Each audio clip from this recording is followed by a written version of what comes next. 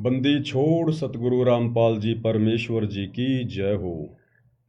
सत्साई भाई और बहनों, दया परमपिता परमेश्वर जी की, सारी सृष्टि के सृजनहार सतगुरु रामपाल जी भगवान की, जिनके विशेष आशीर्वाद से, शुभ आशीर्वाद से आप और हम सभी सत्सेवक भाई बहन साध संगति से जुड़कर अपनी आत्मा के कल्याण हेतु गुरुदेव भगवान के अमर तत्व ज्ञान को आधार बनाकर हर प्रकार से मर्यादाओं में रहते हुए, संघर्ष करते हुए निरंतर भक्ति मार्ग पर आगे की ओर ही बढ़ रही हैं। भाई और बहनों, इस कलयुग की बिचली पीढ़ी में, इस घोर कलयुग में जहां चारों तरफ राग, द्वेष, ईर्ष्या, मान बढ़ाई, मनमुटाव, हिंसा, इन सभी बकवादों का जोर है, दबाव है, प्रेशर है, और उसके बावजूद हजारों की संख्या में हंस आत्माएं अपने गुरु को परमेश्वर मानकर, पूर्ण ब्रह्म परमात्मा मानकर, और ना सामाजिक दबाव का किसी प्रकार से कोई प्रेशर ले रहे हैं, ना किसी प्रकार की लोकलाज को मान रहे हैं, बस अपनी आत्मा का कल्याण देख रहे हैं और गुरुदेव भगवान की खुशी देख रहे हैं। क्योंकि गुरुदेव भगवान स्वयं कबीर परमेश्वर हैं और ये परमात्मा इस 21 ब्रह्मांड में, इस गंदे लोक में बिजनेस करने नहीं आते, कोई और काम धंधा करने नहीं आते। इनका केवल एक ही टारगेट होता है कि जितनी ज़्यादा हो सके और कम से कम समय में अपनी विशेष प्यारी आत्माओं तक ये संदेशा पहुंचा दूं, तत्व ज्ञान पहुंचा दूं, और हर प्रकार से उनको तैयार करके और सतलोक ले चलूं। और जो जो हंस आत्माएं अपने गुरुदेव को परमात्मा मानकर और उनके हृदय की बात को भली भांति समझकर, उनके सत्संग सुनकर और उनके वचन में रहते हुए अपने जीवन का एक ही लक्ष्य बना लेती हैं कि अब की बार 84 से पार, अब की बार 84 से पार, बस इसी बात से सतगुरु प्रसन्न होता है। तो उन आत्माओं का फिर गुरुदेव के अकाउंट में एक विशेष लेखा लिख दिया जाता है। क्योंकि भाई और बहनों, हम वापस सतलोक कब जाएंगे, कब हमारा वो समय आएगा, आप और हमें नहीं पता। लेकिन गुरुदेव भगवान अंतर्यामी, सबका लेखा जोखा रखने वाले, इन्होंने पहले ही लिखा हुआ है कि कब किस आत्मा की सजा पूरी होगी।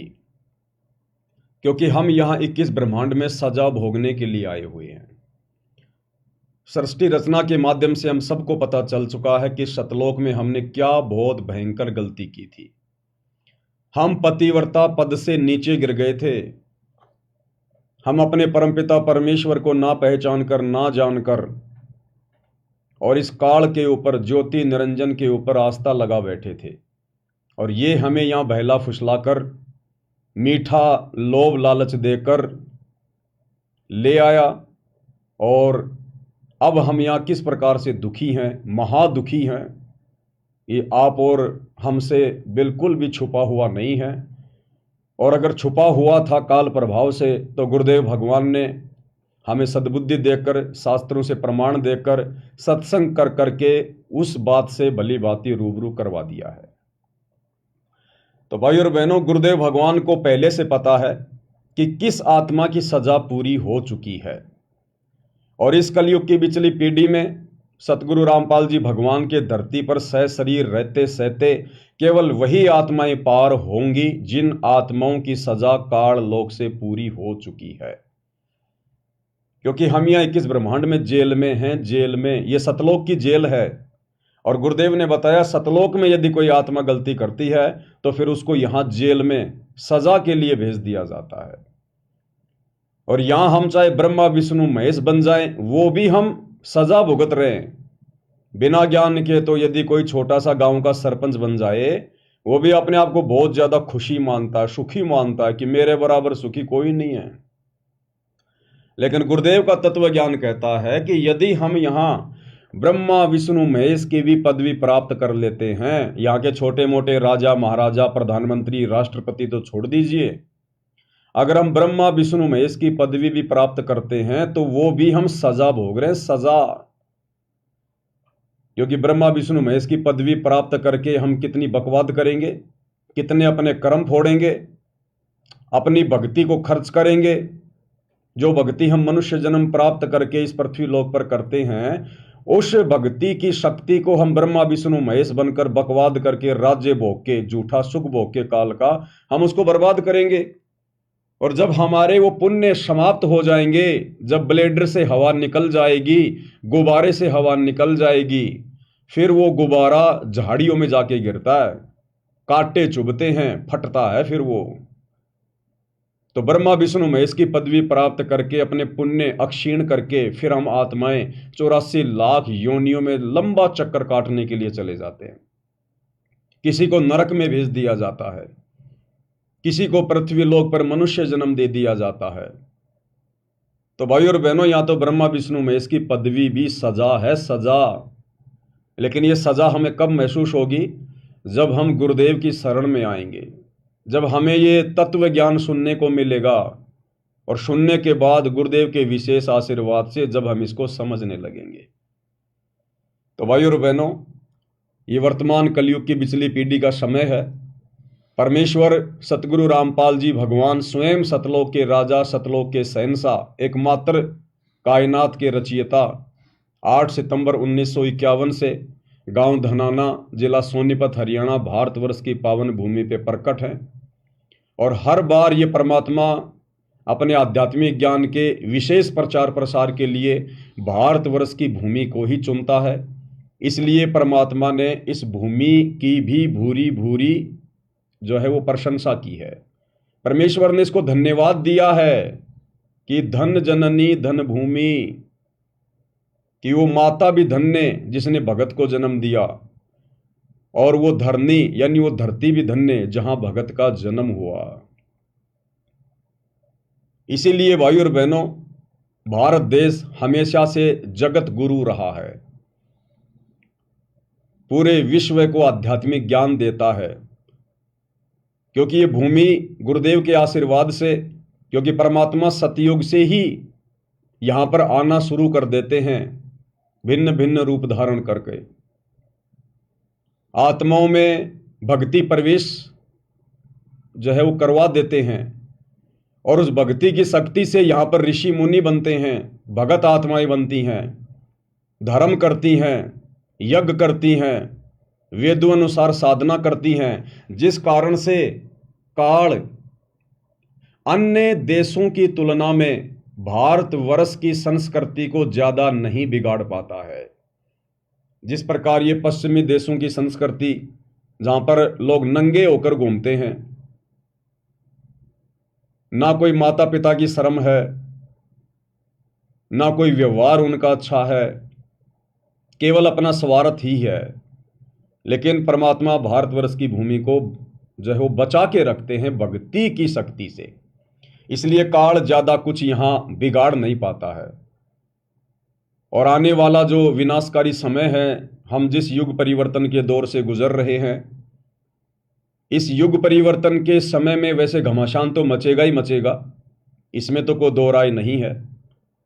क्योंकि जो भक्तिहीन प्राणी हैं, जो भक्ति के योग्य आत्माएं नहीं हैं, उन आत्माओं को यहाँ से जाना पड़ेगा, ताकि आने वाले समय में वे आत्माएं आप और हमें डिस्टर्ब ना करें, आप और हमारी भक्ति में कोई बाधा उत्पन्न ना करें। तो उन आत्माओं को तो यहाँ से किसी भी कारण से जाना पड़ेगा। तो 2028 युग परिवर्तन का समय गुरुदेव ने निश्चित किया हुआ है, पूर्व निर्धारित है, और बवंडर मचेगा। क्यों मचेगा? क्योंकि गुरुदेव भगवान ने कोशिश की सन 1993 से गांव गांव जाकर लोगों को समझाकर। अब गुरुदेव ने केवल एकमात्र भारत को थोड़ी समझाना है, पूरे विश्व में उन्हीं की आत्माएं हैं। तो गुरुदेव भगवान ने फिर अपनी वचन शक्ति से आप और हमें सोशल मीडिया दी। ये विज्ञान धीरे धीरे गुरुदेव भगवान के आशीर्वाद से आगे बढ़ने लगी, क्योंकि आप देखिए भाई और बहनों, जो कलयुग का जो ये दूसरा जो ये चरण है, जो पिछली पीढ़ी है, ये 1951 से शुरू हुई है। इस कलयुग का जो प्रथम चरण था वो था जब कबीर परमात्मा, यही सतगुरु रामपाल जी आज से 650 साल पहले बनारस के काशी शहर में लहरतारा तालाब पर एक विकसित कमल के फूल पर शिशु रूप में सशरीर सुबह ब्रह्म मुहूर्त में प्रकट हुए थे। सन 1398 वो दिन इस कलयुग की जो है प्रथम चरण था, वो प्रथम चरण का दिन था वो। तो सन 1398 से लेकर और जब परमात्मा मगर से अपनी लीला करके सशरीर सतलोक को गए सन 1518, तो ये जो बीच का समय था ये कलयुग की पिछली पीढ़ी का समय था। अब ये भी देखो भाई और बहनों, आप और हमारे लिए एक बहुत ही अच्छी शिक्षा देने वाला विषय है। कलयुग को स्टार्ट हुए तो 5,500 साल हो गई, लेकिन कलयुग स्टार्ट होते ही कलयुग का प्रथम चरण नहीं माना जाता। कलयुग का प्रथम चरण परमात्मा ने किस समय को सेलेक्ट किया? जितने दिन कबीर परमात्मा यानी 120 साल धरती पर रहे 650 साल पहले, केवल उसी समय को परमात्मा ने कलयुग की पिछली पीढ़ी का समय निर्धारित किया, निश्चित किया।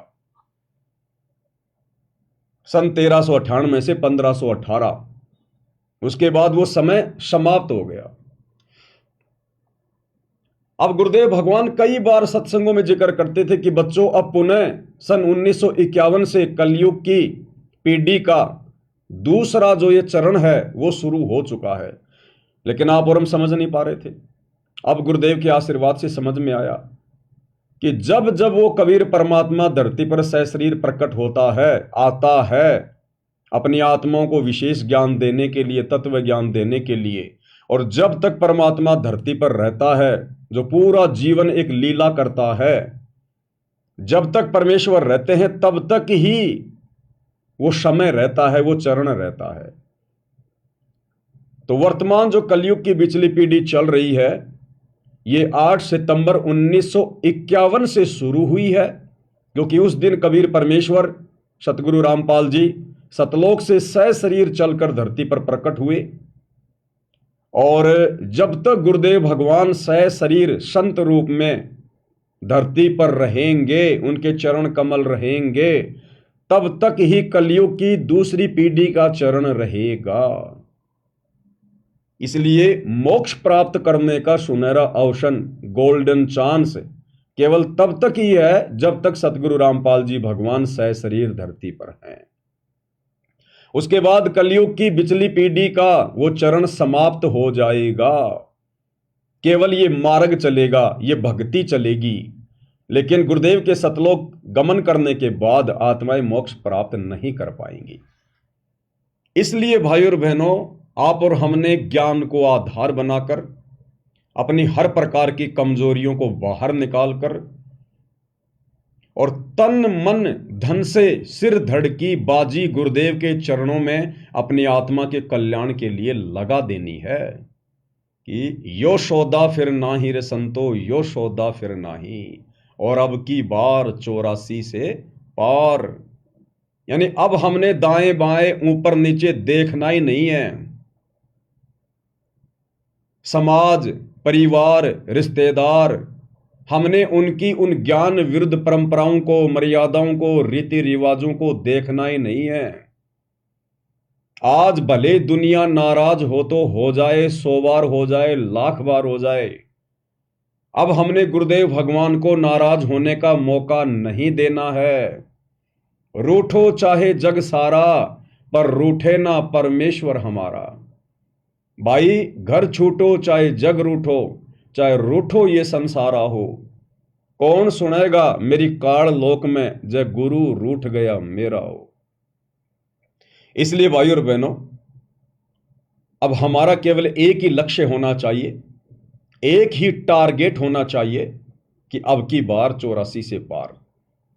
हालांकि परमात्मा तो निश्चित करके आते ही हैं कि कितनी आत्माओं का मोक्ष होगा, कितनी आत्माओं का वो ठीक का समय आ चुका है, कितनी आत्माओं की काल लोक से सजा पूरी हो चुकी है। वो आत्मा तो जाएंगी ही जाएंगी। उन आत्माओं को चाहे काल कितना बिगाड़ने का प्रयास करे, कितना ही डराने का, धमकाने का, तोड़ने का प्रयास करे, उन आत्माओं पर गुरु की विशेष रजा होने के कारण काल अंत में उनका कुछ नहीं कर पाएगा। उनको तो परमात्मा ने एन केन और प्रकरण लेकर ही जाना है, एट द कॉस्ट, किसी भी कीमत पर। लेकिन ये सुनहरा मौका उन आत्माओं के पास भी है।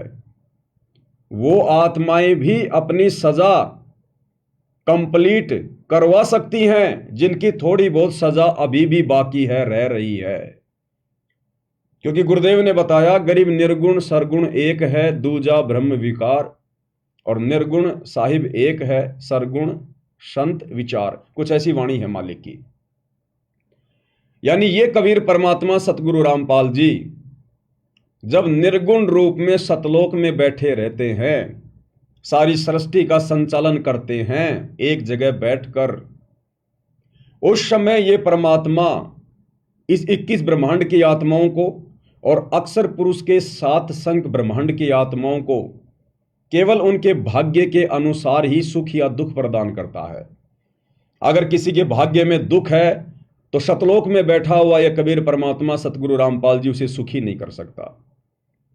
अगर किसी के भाग्य में सुख है तो किसी भी प्रकार का उसको दुख नहीं मिल सकता, जब तक उसके पुण्य हैं, जितना उसके भाग्य में, उसके प्रारब्ध में, उसकी डेस्टिनी में, उसकी किस्मत में परमात्मा ने लिख दिया है, वैसा ही होगा। लेकिन जब वो निर्गुण रूप में सतलोक में बैठा हुआ कबीर भगवान सतगुरु रामपाल जी जब सरगुण रूप में, संत रूप में, सतगुरु रूप में, तत्वदर्शी संत के रूप में धरती पर प्रकट होते हैं, उस समय वो परमात्मा हम आत्माओं के भाग्य को चेंज भी कर सकता है, हमारे भाग्य में लिखे हुए दुखों को सुखों में तब्दील कर सकता है, हमें भाग्य से अधिक दे सकता है। इसलिए आज उन आत्माओं के पास भी मौका है जिन आत्माओं की अभी काल लोक से सजा पूरी नहीं हुई है। इसलिए हम सभी ने सिर धड़ की बाजी लगानी है, क्योंकि ना तो मुझे पता क्या वास्तव में मेरा समय आ चुका है, क्या ये मेरा लास्ट जन्म है, ये बात ना तो मुझे पूरी तरह से पता है, ना आपको पूरी तरह से पता है। यानी ना तो उन भक्तों को पता जिनकी सजा का समय पूरा हो चुका है, और ना उनको पता जिनकी सजा थोड़ी बहुत पूरी है। इसलिए कोशिश सबने सिर धड़ की बाजी लगाकर करनी है। इसलिए भाइयों और बहनों, ये अंतिम दांव है, अंतिम चांस है। और इस समय यदि हम रह गए किसी भी कारण से, कारण तो आप और हमारी कमजोरी होगा, दूसरा तो कोई कारण होगा ही नहीं। परमात्मा की तरफ से तो कोई कमजोरी रहेगी नहीं। अगर कमजोरी होगी इस कलयुग की बिचली पीढ़ी में सतगुरु की शरण में आने के बाद, तो केवल आप और हम आत्माओं की रहेगी। तो हमने हर प्रकार की कमजोरी को इस ज्ञान को आधार बनाकर ही और गुरुदेव भगवान को प्रसन्न करके ही पूरा करना है। क्योंकि गुरुदेव कहते हैं, इन बातों के पाइए कर सतगुरु नजर निहाल, और राजी कर सतगुरु रूठे नू। हमने जिस सतगुरु को सतलोक में नाराज कर दिया था, कभी अनंत करोड़ युगों पहले, जब हमने काल के ऊपर आस्था प्रकट की थी, जब हम पतिव्रता धर्म से उस पद से नीचे गिर गए थे, तो उस समय हमने सतगुरु को नाराज किया था। आज वही सतगुरु कबीर साहेब सतगुरु रामपाल जी धरती पर आप और हमें लेने आए हैं। इसलिए आज हमने उनको प्रसन्न करना है, उस रूठे हुए सतगुरु को पुनः प्रसन्न करना है, राजी करना है, ताकि वे हमें अपने साथ अपने शब्द स्वरूपी विमान में बैठाकर वापस घर ले चलें। जिस घर जाने के लिए, जिस घर की प्राप्ति के लिए और आज से पहले आप और हम आत्माओं ने ही, जिनका सतयुग में भी जन्म हुआ, त्रेता में भी हुआ, द्वापर में भी हुआ, आप और हम आत्माओं ने ना जाने क्या क्या यत्न और प्रयत्न किए। परमात्मा कहते हैं ना, या गिद्दड़ वाली रात 84, यानी एक गिद्दड़ होता है, वो कुएं में गिर जाता है, झेरे कुएं में। अब जंगल में कौन सुने उसकी आवाज, और कुआं भी गहरा, और वो बहुत ज्यादा वो प्रयास करता है बाहर निकलने का, लंबी लंबी वो छलांगा मारता है। या गिद्दड़ वाली रैन 84, आन पड़या हूं झेरे में, ऊंची ऊंची लाई छलांगा, यतन किए बहुतेरे में। तो वो गिद्दड़ बहुत ज्यादा यत्न करता है, प्रयत्न करता है, चिल्लाता है, चीखता है कि शायद कोई मेरी मदद कर दे, मैं यहां से बाहर निकल जाऊं। लेकिन वो इतनी ऊंची छलांग नहीं लगा पाता कि कुएं से बाहर निकल जाए, और सुनने वाला भी वहां कोई नहीं। अंत में उसको वहां भूखा प्यासा मरना पड़ता है, उसकी दुर्गति होती है, तड़प तड़प के मरता है वो गिद्दड़, जो जंगल में किसी गहरे कुएं में गिर जाता है। तो आप और हम इस 21 ब्रह्मांड रूपी काल के झेरे कुएं में गिरे हुए हैं। और गुरुदेव ने कहा कि पुण्यात्माओं, सतयुग से लेकर त्रेता द्वापर में युगों युगों तुम लोगों ने इस झेरे कुएं से बाहर निकलने के लिए बहुत यत्न किए, प्रयत्न किए, घर छोड़ा, बाल बच्चे छोड़े, संपत्ति छोड़ी, वैराग्य धारण किया, साधु बने, कभी संत बने, कभी जंगल में गए, कभी गुफाओं में गए, अपना शरीर गाड़ दिया, लेकिन तुम इस झेरे कुएं से बाहर निकल ना पाए, क्योंकि रास्ता नहीं था, मार्ग नहीं था, विकल्प नहीं था। गुरुदेव कहते हैं ना कि लकड़ी की कुल्हाड़ी से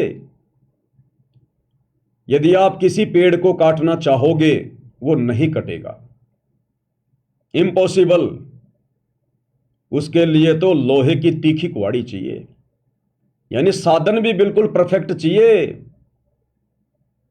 इस झेरे कुएं 21 ब्रह्मांड से निकलने के लिए हमें भक्ति मार्ग चाहिए, सच्चा सतगुरु चाहिए, मार्गदर्शक चाहिए, और वे हमें जो विधि बताएं, जो भक्ति रूपी जो कुल्हाड़ी वो हमें दें, उसके बाद हमने इस काल के पैरों पे जो है वो प्रहार करना है, तब हम यहां से बाहर निकल सकते हैं।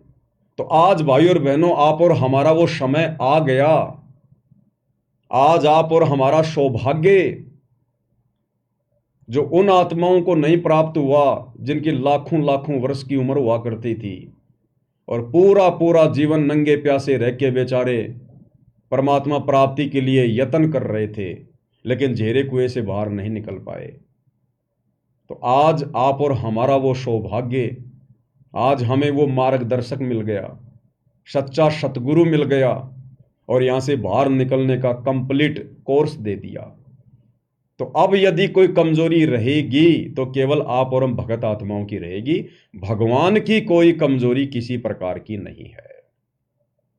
इसलिए भाई और बहनों, हमने कोशिश करनी है सबसे पहले आप और हमारे लिए केवल भक्ति, गुरुदेव भगवान की सेवा, उनकी पूजा, यानी सेवा पूजा भक्ति यही है कि गुरुदेव ने हमें जो भक्ति की खुराक दे दी है, हमने उसको टाइम टू टाइम, और जो विधि गुरुदेव ने बता दी है उस विधि से हमने लेते रहना है।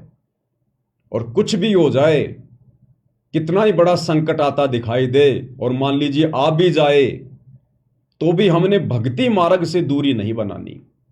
अपने मन में किसी प्रकार का कोई दोष पैदा नहीं होने देना, चाहे पूरा परिवार क्यों ना खत्म हो जाए, क्योंकि ये परिवार ना जाने कितनी बार खत्म हो चुके हमारे, कोई पहली बार थोड़ी होगा। अगर होना होगा, वैसे तो सतगुरु की शरण में आने के बाद कांटा भी नहीं लगता। गुरुदेव कहते हैं अगर मर्यादा में रहोगे तो, अगर विश्वास तुम्हारा पक्का है तो कांटा भी नहीं लगने देगा परमात्मा। ये तो कांटे निकालने वाला भगवान है, कांटे चुभाने वाला थोड़ी है। लेकिन किसी कारण से हो सकता है हमारे हित में, हमारे भले में, वो सूली की सजा मान लो अगर कांटे में वो टल रही है, ऐसी कोई आपत्ति, कोई परेशानी भी आ जाए, तो भी हमने अपने विश्वास को, गुरुदेव के ज्ञान को आधार बनाकर डगमग नहीं होने देना। परमात्मा कहते हैं द्वार धनी के पड़या रहे चाहे धक्के धनी के खा, शो काल झक जोर ही पर द्वार छोड़ ना जा। काल तो कोशिश करेगा हर प्रकार से तोड़ने का, मरोड़ने का, लोकलाज में फंसाने का, दबाव बनाएगा, डराएगा, धमकाएगा, मन में सौ प्रकार की चिंताएं पैदा करेगा। लेकिन आप और हमने गुरुदेव के ज्ञान आधार रूपी रस्सी को पकड़ के रखना है, जकड़ के रखना है। और फिर हम आत्माओं के दृढ़ विश्वास को देखकर परमात्मा फिर हमारे साथ ही तो रहता है, हमारे पीछे तो रहता है परमात्मा। और अपनी वाणी में फिर गुरुदेव कहते हैं, जय तू चाले एक कदम मैं चालूं कदम 60, कि अगर तू भक्ति मार्ग पर मेरे ऊपर विश्वास कर कर ज्ञान को आधार बनाकर अगर तू एक कदम भी आगे बढ़ेगा तो गुरुदेव कहते हैं बेटा तेरे लिए, तेरे भविष्य के लिए, तेरे संकटों का विनाश करने के लिए मैं 60 कदम आगे चलूंगा, 60 कदम। जय तू चाले एक कदम मैं चालूं कदम 60, और जय तू हो जा काठ का, काठ यानी लकड़ी, तो मैं हो जाऊं लोहे की लाठ। और साथ में फिर हमें हिदायत भी दे रहे हैं कि जय तू हो जा काठ का, यानी अगर तेरे अंदर जरा भी अहंकार आ गया, अभिमान आ गया, मन में दोष आ गया, अगर तू लकड़ी की तरह हो गया, जरा भी टाइट हो गया ना, जय तू हो जा काठ का, तो परमात्मा कहते फिर मैं तेरा बाप हूं, फिर मैं हो जाऊं लोहे की लाठ। तू अगर लकड़ी बनेगा तो फिर मैं लोहा बन के बैठ जाऊंगा, फिर ध्यान रख लेना। इसलिए भाई और बहनों, गुरुदेव हमें बार बार समझाते हैं कि भक्ति मार्ग पर पूर्णतया सफलता प्राप्त करने के लिए आधिनी के पास है पूर्ण ब्रह्म दयाल, और मान बढ़ाई मारियो बेअदबी सिरकाल। यानी अहंकार का और सतगुरु रामपाल जी भगवान का, इस परमेश्वर का तो खड़ा एक्सीडेंट है, खड़ा एक्सीडेंट। इसलिए भाई और बहनों, हमने हर प्रकार से हर भक्ति विधि में रहते हुए और गुरुदेव के द्वारा बताए गए प्रत्येक फॉर्मूले को इसी प्रकार से अपने जीवन में लागू करते हुए निरंतर आगे की ओर बढ़ना है। क्योंकि अब की बार हमारा केवल एक ही लक्ष्य है, एक ही टारगेट है, अब की बार 84 से पार। तो भाई और बहनों, गुरुदेव भगवान के विशेष आशीर्वाद से, उनकी रजा से विशेष संदेशों के ऊपर वीडियो बनाने की श्रृंखला जारी है। आज इसी श्रृंखला में विशेष संदेश नंबर 13 का एपिसोड नंबर 11 है। तो आज का वीडियो हम शुरू करें उससे पहले पूज्य गुरुदेव भगवान की वंदना करेंगे, जयकारा लगाएंगे, गुरुदेव भगवान से आशीर्वाद प्राप्त करते हैं। बंदी छोड़ सतगुरु रामपाल जी भगवान की जय हो। परमपिता परमात्मा, सारी सृष्टि के रचनहार, कुल मालिक, असंख्य ब्रह्मांडों के स्वामी, जगत गुरु, तीनों लोकों में प्रवेश करके सबका धारण पोषण करने वाले राजाधिराज, आत्माधार, नाथों के नाथ, देवों के देव महादेव, सर्वेश्वर महेश्वर मृत्युंजय, अजरो अमर आदि अनादि सनातनी प्रभु, जगत पिता जगदीश्वर, श्री श्री 1008 की उपाधि के वास्तविक अधिकारी, अकाल मूर्त शब्द स्वरूपी राम, वासुदेव, सर्वगतम ब्रह्म, परम पूज्य, प्रथम पूज्य, परम संत, परम पुरुष, परम धनी, परम दयालु, सत्य कबीर, हक्का कबीर, अल्लाहु कबीर, अल्लाहु अकबर, बाखबर, अल्लाह ताला, जगत के तारणहार, जगत के मुक्तिदाता, जगत के जगन्नाथ, हारे के सहारे, हिंदुओं के राम, मुसलमानों के अल्लाह, सिखों के वाहिगुरु, ईसाइयों के मसीह, दया के सागर दयानिधि, करुणा के सागर करुणानिधि, स्वयंभू परिभू, संकट मोचन, कष्ट हरण, मंगल करण, दुख भंजन,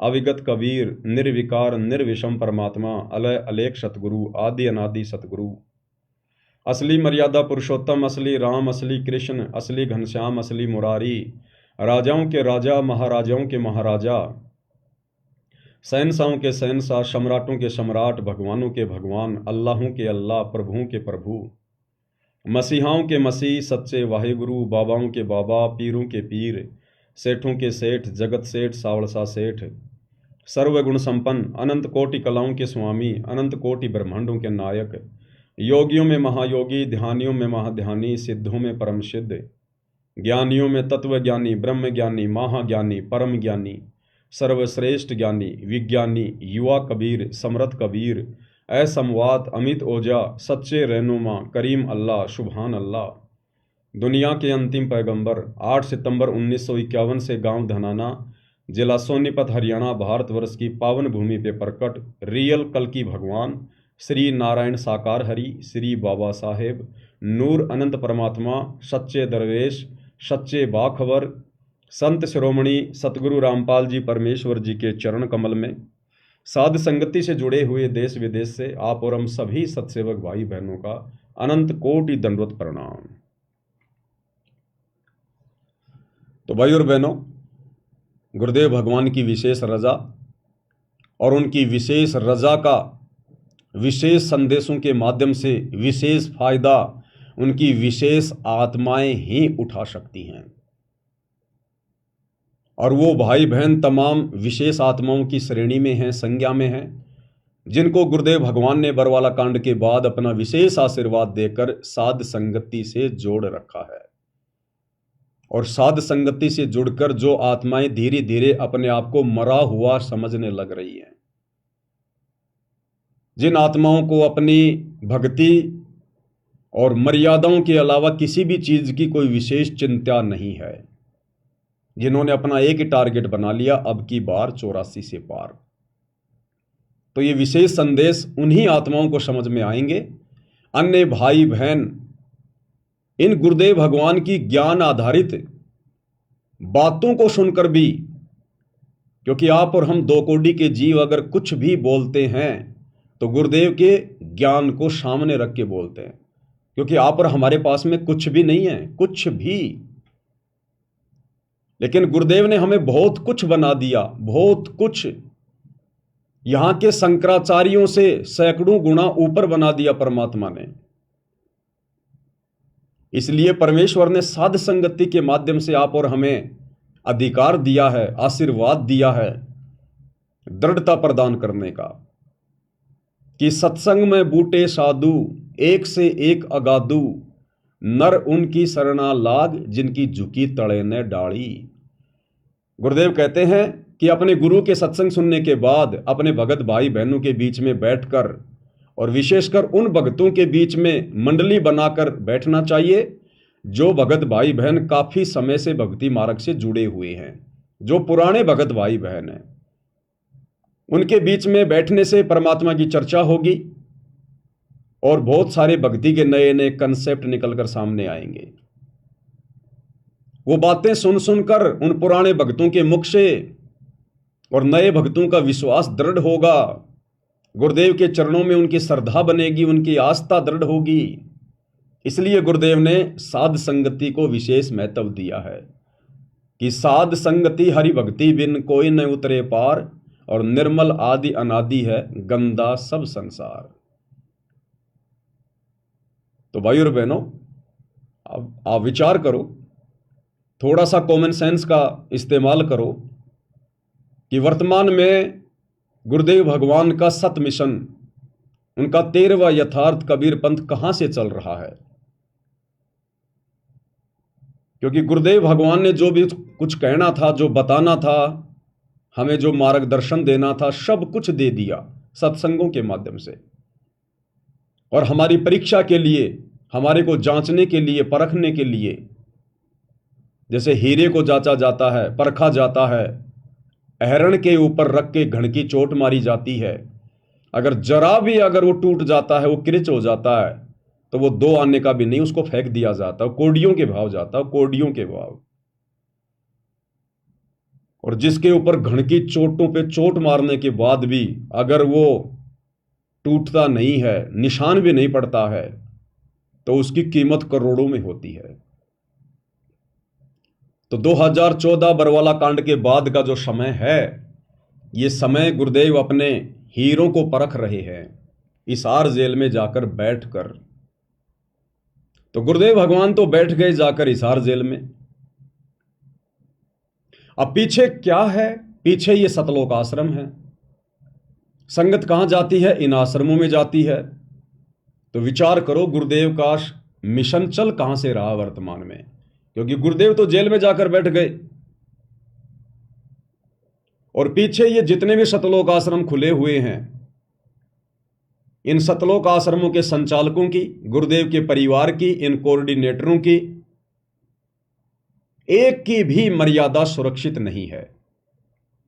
गुरुदेव ने हमें जो मार्ग दिखाया, जो मर्यादा बताई, ये लोग लगातार उसकी धज्जियां उड़ा रहे हैं। इस भक्ति मार्ग में राजनीति का समावेश इन लोगों ने कर दिया। गुरुदेव ने कहा, बेटा राजनीति नहीं करनी, हम एक धार्मिक संस्था चलाते हैं, हमारा राजनीति और राजनेताओं से कोई संबंध नहीं है, हमने तो मोक्ष प्राप्त करना है, सतलोक चलना है, यहां की राजनीति तो बहुत गंदी है। लेकिन 2019 में इसी सतलोक आश्रम ने कांग्रेस का सपोर्ट किया, 2024 में लोकसभा चुनाव में बीजेपी का सपोर्ट किया, और अन्य छोटे मोटे राजनेताओं से तो अपने धार्मिक स्वार्थों के लिए, अपने राजनीतिक स्वार्थों के लिए ये लोग मिलते ही रहते हैं, आडंबर करते ही रहते हैं। तो धज्जियां उड़ाई गुरुदेव के वचनों की। गुरुदेव ने कहा, बेटा मोबाइल में भी गेम नहीं खेलना। लेकिन इन लोगों ने बरवाला में, धनाना के गांव वालों के लिए और बैडमिंटन का स्टेडियम बनवा दिया करोड़ों रुपए का। गुरुदेव के आदेशों की, उनके वचनों की धज्जियां उड़ाई गई। गुरुदेव ने कहा, बेटा हमने मोबाइल में कार्टून वगैरह नहीं देखने। इन लोगों ने कहा, गुरुजी कोई बात नहीं, कार्टून नहीं देखेंगे, हम तो आपका ही कार्टून बना देंगे। और इन लोगों ने एक 25 मिनट की, अभी 28 जून 2025 को जो एक 3D फिल्म चलाई है, इन्होंने गुरुदेव भगवान का ही कार्टून बना दिया और पूरी संगत को दिखा दिया, सबकी मर्यादा तुड़वा दी। गुरुदेव ने कहा कि हमने मोबाइल में कार्टून नहीं देखना। इन लोगों ने गुरुदेव को कार्टून बनाकर और पूरी संगत को दिखा दिया, आदेशों की धज्जियां उड़ाई गई। गुरुदेव ने कहा कि हमारा संसार से कोई लेना देना नहीं है, जो लोग भक्ति मार्ग पर नहीं है वो हमारे लिए बाधक हैं, हमने उनके साथ बैठना भी नहीं चाहिए। दुनिया से ती दोस्ती, पड़े भजन में भंग, एकाएकी राम से या साधु के संग। या तो भगवान की भक्ति में लीन रहो, या मिलना उठना बैठना भी हो तो अपने भगत भाई बहनों के बीच में, यानी साध संगति ही करो। इन लोगों ने हरियाणा के जाट आरक्षण में लाखों भक्तों को बैठा दिया, महीने भर तक। सुबह जाते उनके धरनों पर, उनकी बकवादें सुनकर, गालियां सुनकर, अब जगत वाले क्या करेंगे, आरक्षण में बैठे हुए वो जाट भाई क्या कहेंगे। उनके मुख में तो वही बातें, बात बात पे गालियां। एक समय ये दास, बरवाला कांड हुआ ही था, उस समय ये दास हरियाणा के रोहतक में चला गया, जींद चौराहे पर, जहां पर एक नामदान सेंटर खुला हुआ था, जिसका संचालन हरियाणा का स्टेट कोऑर्डिनेटर अमन गोदारा कर रहा था। अमन गोदारा का वहां पर मकान है जींद चौराहे के पास। तो मैं चला गया वहां पर।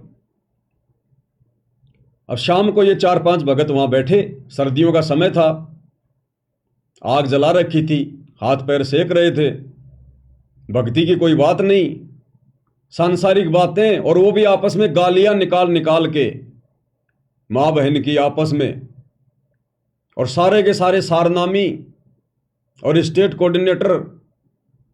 तो दास को थोड़ा अच्छा नहीं लगा, मैंने टोक दिया।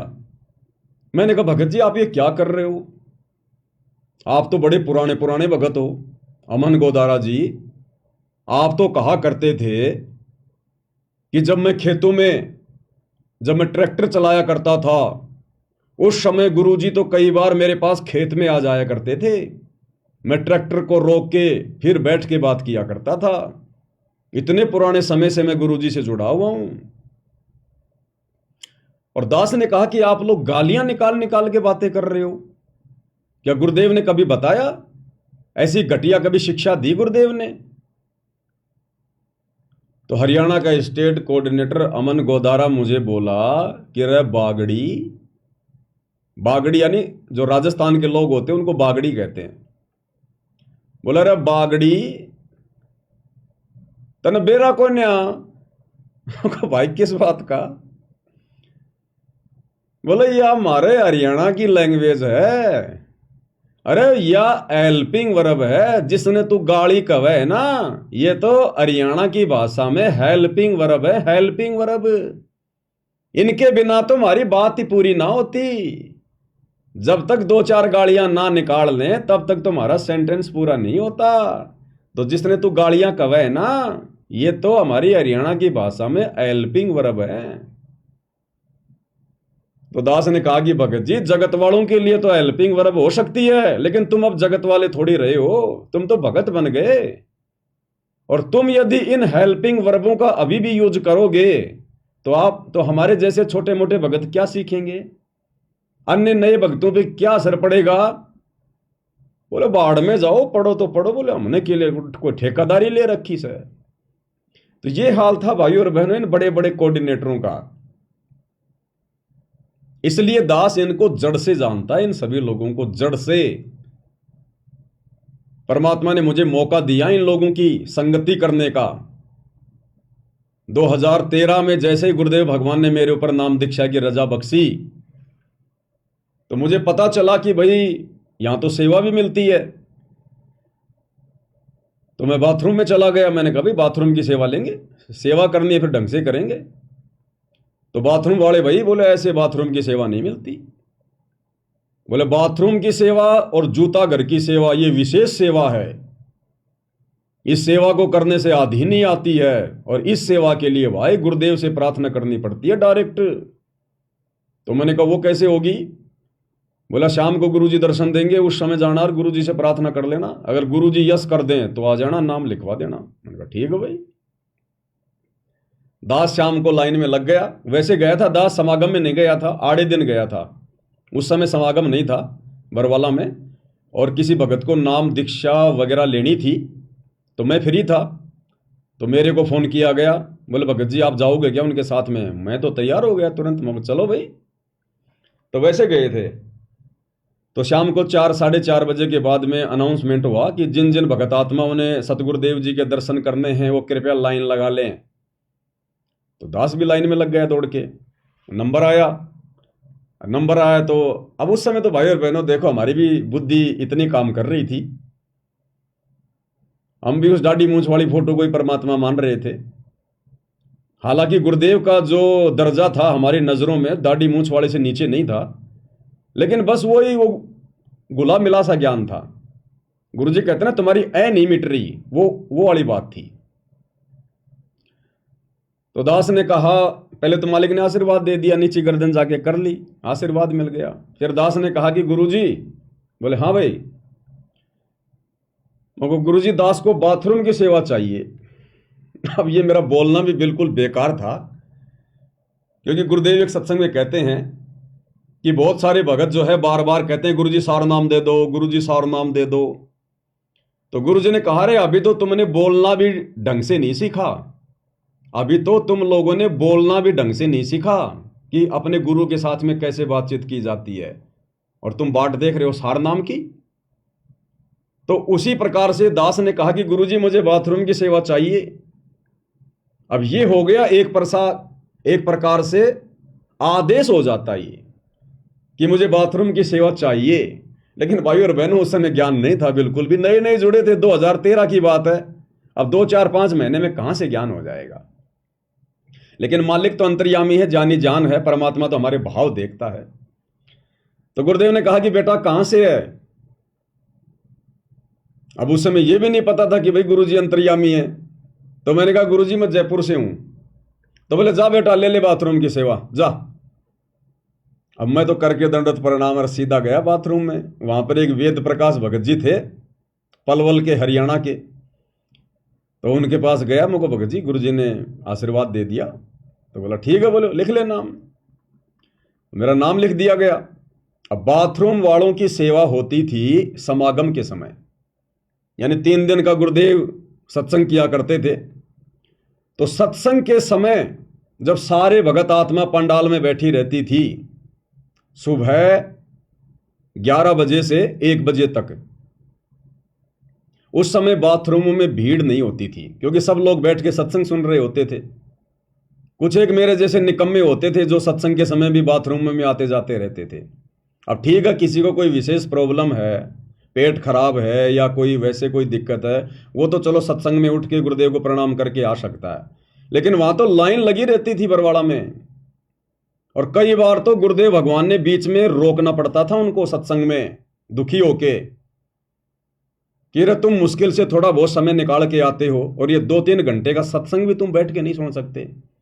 और गुरुदेव कहते थे कि सत्संग में आके बात चलावे और उस अपराधी आत्मा को फिर 3 लोक नहीं ठोर। यानी भगवान सामने बैठ के सत्संग कर रहा है और हम इधर उधर भाग रहे हैं, यानी हम भगवान की हम कोई परवाह नहीं कर रहे, हमें डर नहीं है, हमें भय नहीं है। एक मुख्यमंत्री यदि मीटिंग ले रहा हो तो मुख्यमंत्री की इजाजत के बिना दूसरे व्यक्ति बाथरूम करने भी नहीं जाते कि कहीं मुख्यमंत्री जी नाराज ना हो जाए। और यहां तो सामने भगवान बैठे, लेकिन उस समय भाई और बहनों सब गुरु को मानुष ही मान रहे थे, हम भी उसी श्रेणी में थे। तो उस समय हम लोग बाथरूम को साफ किया करते थे, बाथरूमों की सेवा किया करते थे। तो उस समय ये सारे के सारे चौधरी लोग, ये कोऑर्डिनेटर वगैरह, ये बड़े बड़े ये परम भगत जो आज राजनीतियां कर रहे हैं, ये सारे के सारे उस समय बाथरूम में आ जाया करते थे। सत्संग तो बेचारी आम संगत सुना करती थी, चौधरी थोड़ी सुनते हैं सत्संग।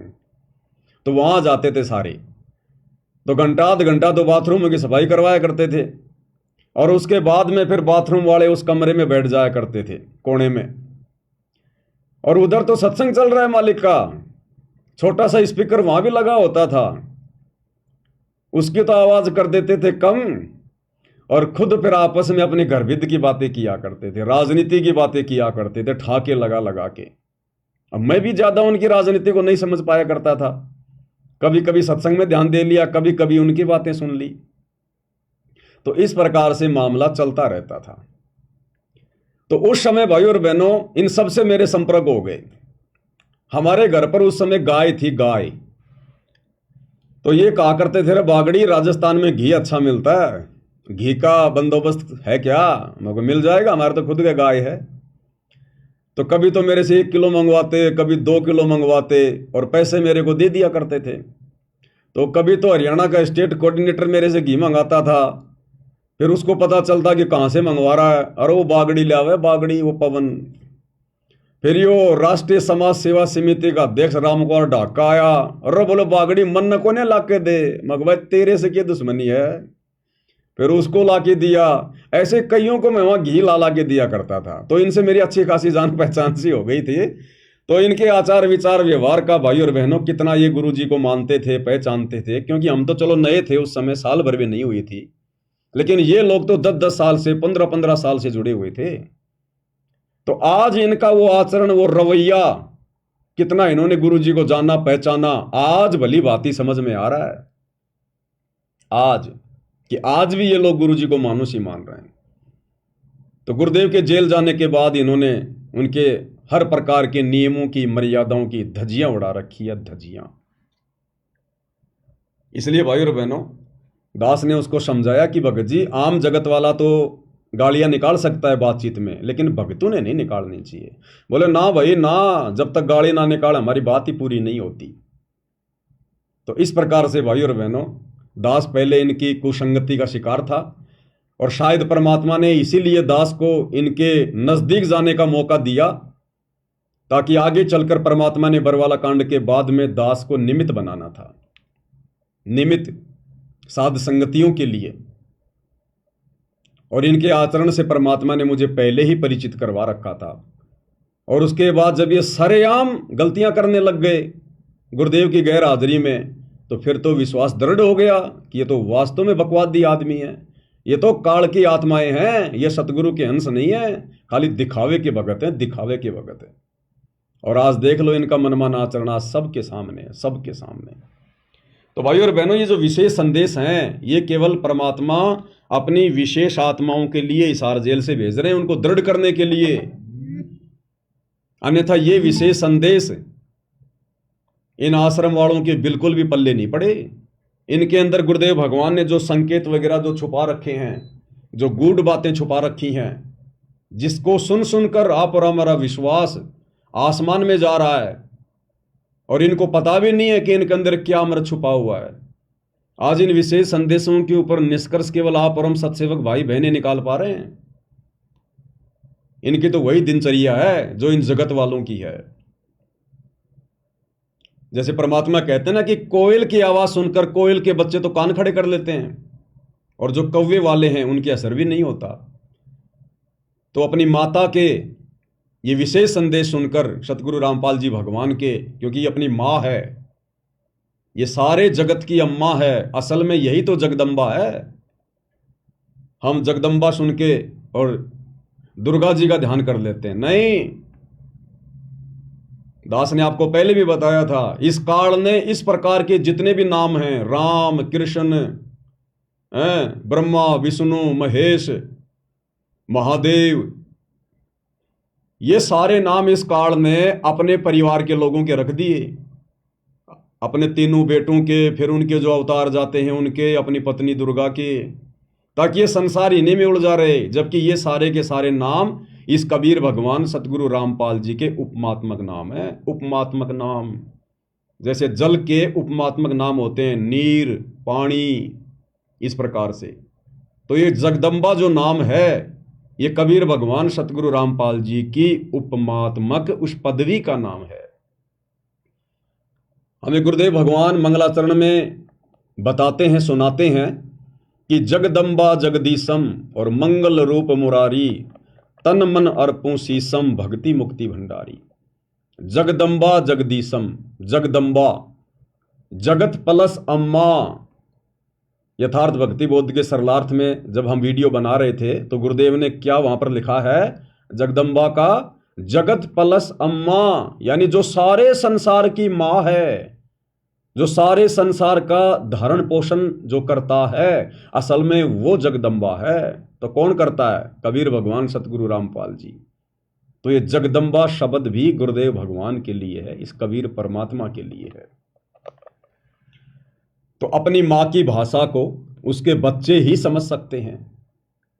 तो इन विशेष संदेशों को केवल उनकी विशेष आत्माएं, सत्सेवक भाई बहन ही समझ रहे हैं, अपने जीवन में लागू भी कर रहे हैं, अमल भी कर रहे हैं। तभी तो हमारा विश्वास बढ़ता जा रहा है, हमें आज इतनी दृढ़ता प्राप्त है।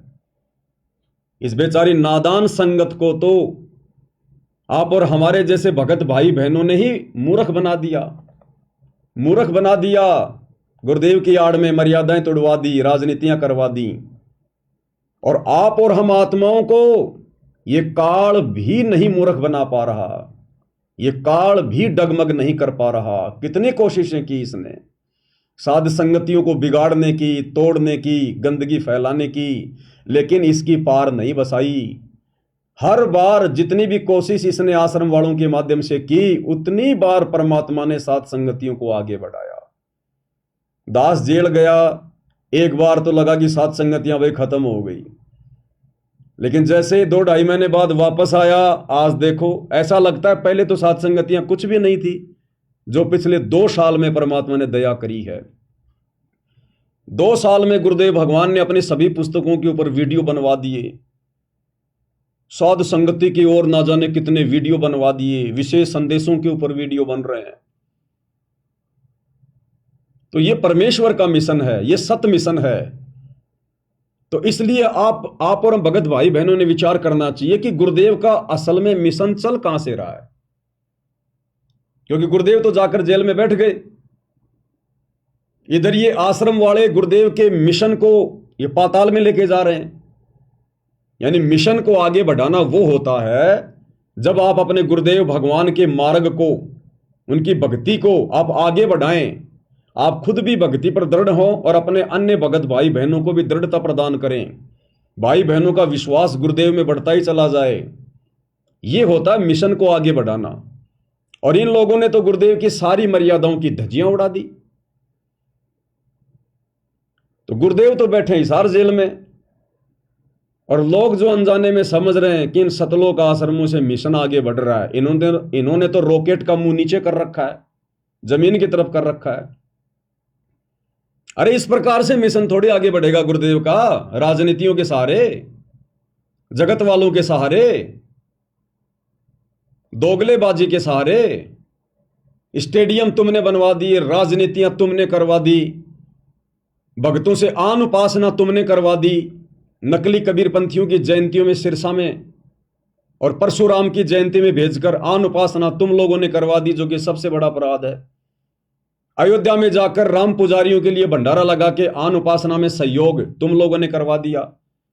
जगत वालों के साथ हरियाणा के जाट आरक्षण में तुम लोगों ने भक्तों को बैठा दिया। गुरुदेव कहते हैं सुपात्र को दान करना चाहिए, सुपात्र केवल गुरु है।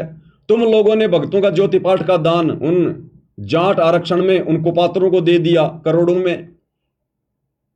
गुरुदेव कहते हैं भक्तों ने भक्तों की संगति करनी चाहिए। तुमने भक्तों को राजस्थान के गैंगस्टर आनंदपाल सिंह की सीबीआई जांच के समर्थन में बैठा दिया, 5 लाख रुपया उनको चंदे के रूप में दे दिया।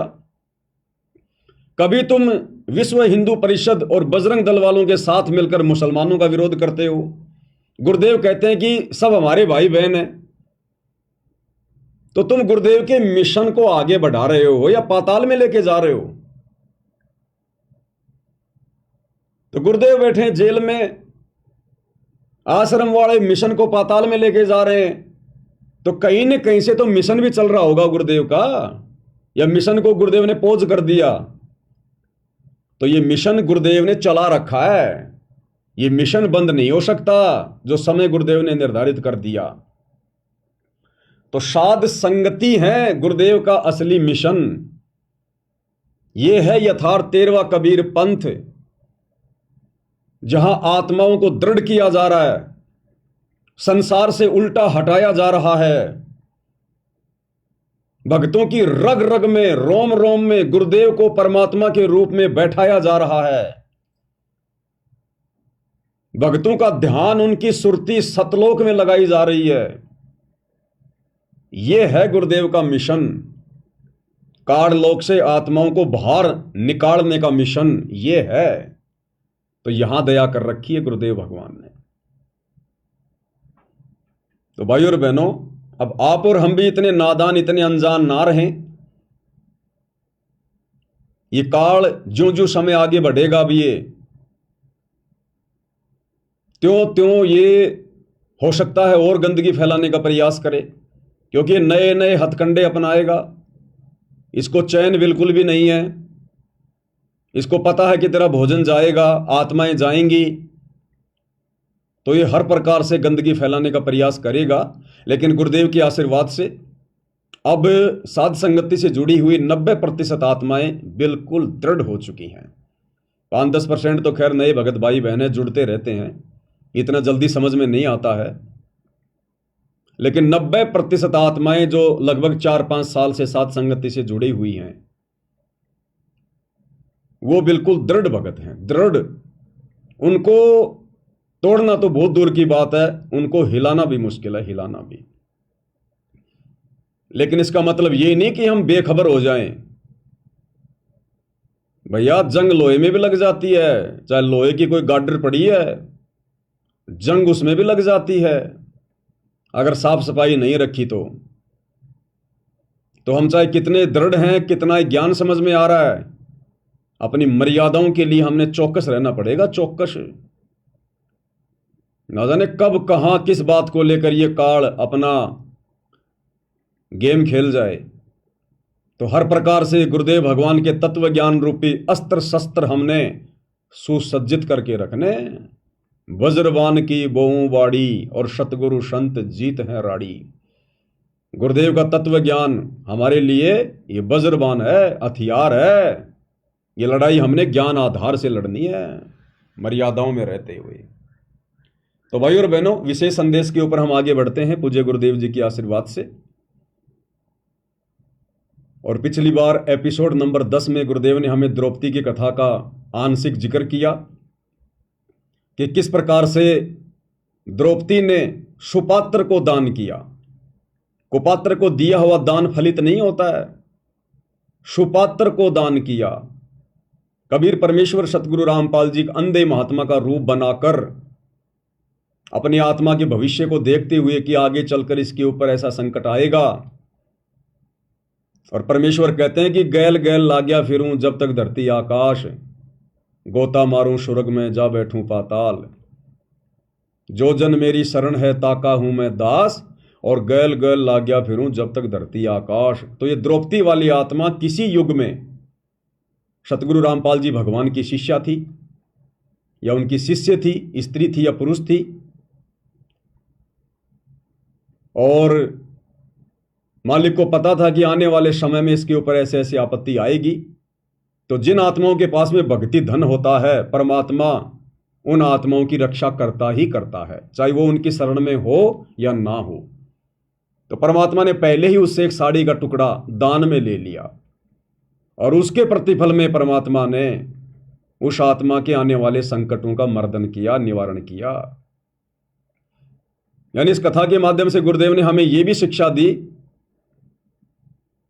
कि वर्तमान में सुपात्र को, सतगुरु को किया गया दान धर्म वर्तमान जीवन में भी आपके काम आ सकता है।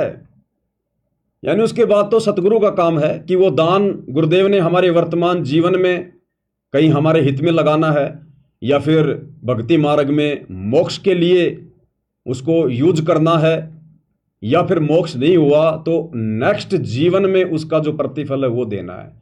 वो तो सतगुरु को समर्पित करने के बाद सतगुरु का काम है कि वो कैसे उसका यूटिलाइज करेंगे, वो क्या करेंगे। इसलिए सुपात्र को अपने गुरुदेव भगवान को ही ज्योति पाठ का पैसा देना चाहिए, 10वां अंश का पैसा देना चाहिए, या अन्य दान धर्म जो है वो करना चाहिए। अगर कुपात्रों को दोगे तो देख लो इन आश्रम वालों ने क्या हाल कर दिया संगत का। संगत को भेड़ बकरियां बना के छोड़ दी, भेड़ बकरियां। यानी भेड़ बकरियों को डंडा दिखा के किधर भी मोड़ दो, चाहे परशुराम की जयंती में मोड़ दो, चाहे सिरसा में नकली कबीर पंथियों की जयंती में मोड़ दो, चाहे उनका मुंह हरियाणा के जाट आरक्षण में मोड़ दो, आनंदपाल सिंह की सीबीआई जांच की तरफ जोड़ दो, अयोध्या में भंडारे की तरफ मोड़ दो, कहीं भी मोड़ दो उनका मुंह। तो यह है कुपात्रों को ज्योति पाठ और दान देने का नतीजा वर्तमान में गुरुदेव की गैर हाजिरी में। उसके बाद गुरुदेव भगवान ने फिर आगे हमें और क्या सुशिक्षा दी द्रौपदी की कथा के माध्यम से। अब हम आगे बढ़ते हैं भाइयों और बहनों, जितना परमात्मा समय देंगे थोड़ा बहुत। अब जैसे द्रौपदी ने एक 6-7 इंच चौड़ा, 8 इंच चौड़ा, 3 फुट का एक कपड़ा पाड़ के साड़ी में से दिया था। उसने नीच सा दिया था, उसका बिना मेरा था मैं क्यों दे रही हूँ, कि इससे मुझे फल मिला है इसलिए दे रही हूँ। वो तो एक अपना धार्मिक और एक अपनी इंसानियत के नाते और साधु देखकर दान किया। जब धनी का काम पड़ा, जब उसको नंगा करने लगे, वहां था धनी का काम। कहते गरीब कल्पे कारण कौन है कर सेवा नहीं काम, और मन इच्छा फल देता जब पड़ा धनी से काम। वह धनी का काम था। खेचत खेचत खेच शीशा सिर पर बैठे है जगदीशा, द्रौपदा के चीर बढ़ाए संग संग को पार निकले। द्रौपदा को दिने लीर जाके अनंत बढ़ाए चीर। अब क्या बताते हैं, बाद में श्री कृष्ण उसका गुरु थे, वो आए तब द्रौपदी ने उनसे पूछा कि हे गुरुदेव, हे भगवान, ये मेरे ऊपर कैसी कृपा हुई, कौन सा मेरा धर्म कर्म ऐसा था कि मुझे इतना परमात्मा ने ऐसा कुछ कर दिया। तब दिव्य दृष्टि से श्री कृष्ण ने देख कर बताया कि जब तू अपने माँ के घर थी, कंवारी थी, तेने ऐसे से दरिया पर नहाने गई थी। एक साधु दरिया में स्नान कर रहा था, उसकी कॉपी ने कैथी कपड़ा लंगोट वो बह गया था, पानी में शर्म के मारे खड़ा था, और तन्ना अपनी साड़ी मत कपड़े चीर पाड़ कर दिया था। उसके प्रतिफल में परमात्मा ने आपकी इज्जत रखी है। क्या करें गुरुदेव भगवान, वो साड़ी का एक टुकड़ा जो द्रौपदी ने दिया था अंधा महात्मा समझकर, उसके प्रतिफल में, क्योंकि वो साड़ी का टुकड़ा सुपात्र को दिया था, किसी कुपात्र को नहीं दिया, किसी भांग धतूरा सुल्फा पीने वाले साधु संत को नहीं दिया, आन उपासना करवाने वाले नकली बाबा को नहीं दिया। उस संत रूप में सुपात्र कबीर भगवान थे, सतगुरु रामपाल जी थे, और उसके प्रतिफल में परमात्मा ने फिर द्रौपदी का चीर बढ़ाया। दुशासन 10,000 हाथियों जितना बल था, और खैंचत खैंचत खैंच कसीसा, यानी पसीने आ गए उस पहलवान के, लेकिन द्रौपदी को नंगी नहीं कर पाया। अभी भाई और बहनों, कुछ दिनों पहले गुजरात के अहमदाबाद में वो प्लेन हादसा हुआ एयर इंडिया का। एक यात्री को छोड़कर सभी मारे गए। वो एक क्यों बच गया? अब दुनिया के लिए तो वो रहस्य है, दुनिया के लिए तो वो हीरो बन गया कि ये बच गया, बड़ा सौभाग्यशाली, इसकी किस्मत ने जोर दे दिया। वो ये कारण है भाई और बहनों, कोई पिछला दान पुण्य, कोई पिछला कोई भक्ति का अंश उसका शेष है। क्योंकि इस पृथ्वी पर जितनी भी आत्माएं विचरण कर रही हैं, चाहे वो मनुष्य शरीर में हो या 84 लाख योनियों में, सतलोक से आने के बाद हमारे इतने जन्म हो चुके हैं, मनुष्य जन्म, कि किसी न किसी जन्म में आप और हम इस कबीर भगवान सतगुरु रामपाल जी की शरण में आ चुके हैं, किसी भी युग में। क्योंकि खाली खेल खलक में 6 ऋतु 12 मास, ये परमात्मा हर क्षण पृथ्वी पे रहता है, हर क्षण। साहिब से सतगुरु भये, सतगुरु से भये संत, और धर धर वेख विशाल अंग, ये खेल है आदि और अंत। तो वो आत्मा जो भाई उस प्लेन हादसे में जो बच गया, वो किसी न किसी जन्म में, किसी न किसी युग में सतगुरु रामपाल जी परमेश्वर जी की शरण में था, सत भक्ति की हुई है, दान पुण्य का कोई कण शेष था, भक्ति का कोई अंश शेष था। और परमात्मा अपने वायदे का पक्का है कि जो जन मेरी शरण में, ताका हूं मैं दास, और गैल गैल लागया फिरूं जब तक धरती आकाश। और उसके प्रतिफल में परमात्मा ने उसको अग्नि से, भयंकर दुर्गति से बचाया उसको। कहते हैं ना गुरुदेव, जहर अग्नि तन निकट ने आवे, दूरी जात रंगावे, वीर बेताल बाण ना लागे, यम के कोट डहावे। सतगुरु का वचन कभी मिथ्या नहीं हो सकता। साधु बोले सह सुभाव, साधु का बोला मिथ्या न जाए। साध वचन पलटे नहीं, चाहे पलट जाए ब्रह्मांड। इसलिए बचा है वो। लेकिन वो कब तक चलेगा? वो भक्ति का अंश, वो दान पुण्य का कण कब तक? जिस दिन समाप्त हो जाएगा। आज तो प्लेन हादसे से बच गया, कल को घर बैठा बैठा मर जाएगा, हार्ट अटैक से मर जाएगा, कोई लड़ाई झगड़े में मर जाएगा, किसी बीमारी से मर जाएगा, और कोई गाड़ी के एक्सीडेंट में मर जाएगा। कब तक बचेगा? अमर थोड़ी हो गया। अगर सतगुरु रामपाल जी भगवान की दोबारा से शरण में नहीं आया और सत भक्ति रूपी चार्जर दोबारा से नहीं लगाया, तो दुर्गति तो होनी है। तो दुनिया की नजरों में तो वो हीरो बन गया, लेकिन आप और हमारी नजरों में तो जीरो है, जीरो। क्योंकि हमें तो हकीकत का पता है ना। और गुरुदेव क्या कह रहे हैं फिर आगे, कि द्रौपदी ने वो साड़ी का एक टुकड़ा, और उसके प्रतिफल में परमात्मा ने उसका चीर बढ़ाया। अब भाई और बहनों, हर सत्संग में परमात्मा सारी बातें खोल खोल कर समय भाव के चलते नहीं बता पाते हैं। जब गुरुदेव इन घटनाओं का जिक्र करते हैं अपने सत्संगों में, कई बार करते हैं, तो परमेश्वर कई प्रकार की शिक्षाएं दे देते हैं, कई प्रकार के शब्द यूज करते हैं। और साध संगति इसी को कहते हैं कि उन सत्संगों के ऊपर चिंतन मनन करके निष्कर्ष निकालें और समझने का प्रयास करें कि गुरुदेव के एक सत्संग में, एक कथा में केवल एक ही प्रकार की शिक्षा नहीं है, सैकड़ों शिक्षाएं एक ही कथा से, सैकड़ों शिक्षाएं। तो गुरुदेव ने अपने एक अन्य सत्संग में हमें क्या बताया, इसी कथा का जिक्र करते हुए। ये 40 सेकंड का सत्संग है, और इसमें गुरुदेव क्या कह रहे हैं, ध्यान देना भाई और बहनों। ये वर्तमान जीवन में आप और हमें बहुत काम आएगी ये कथा।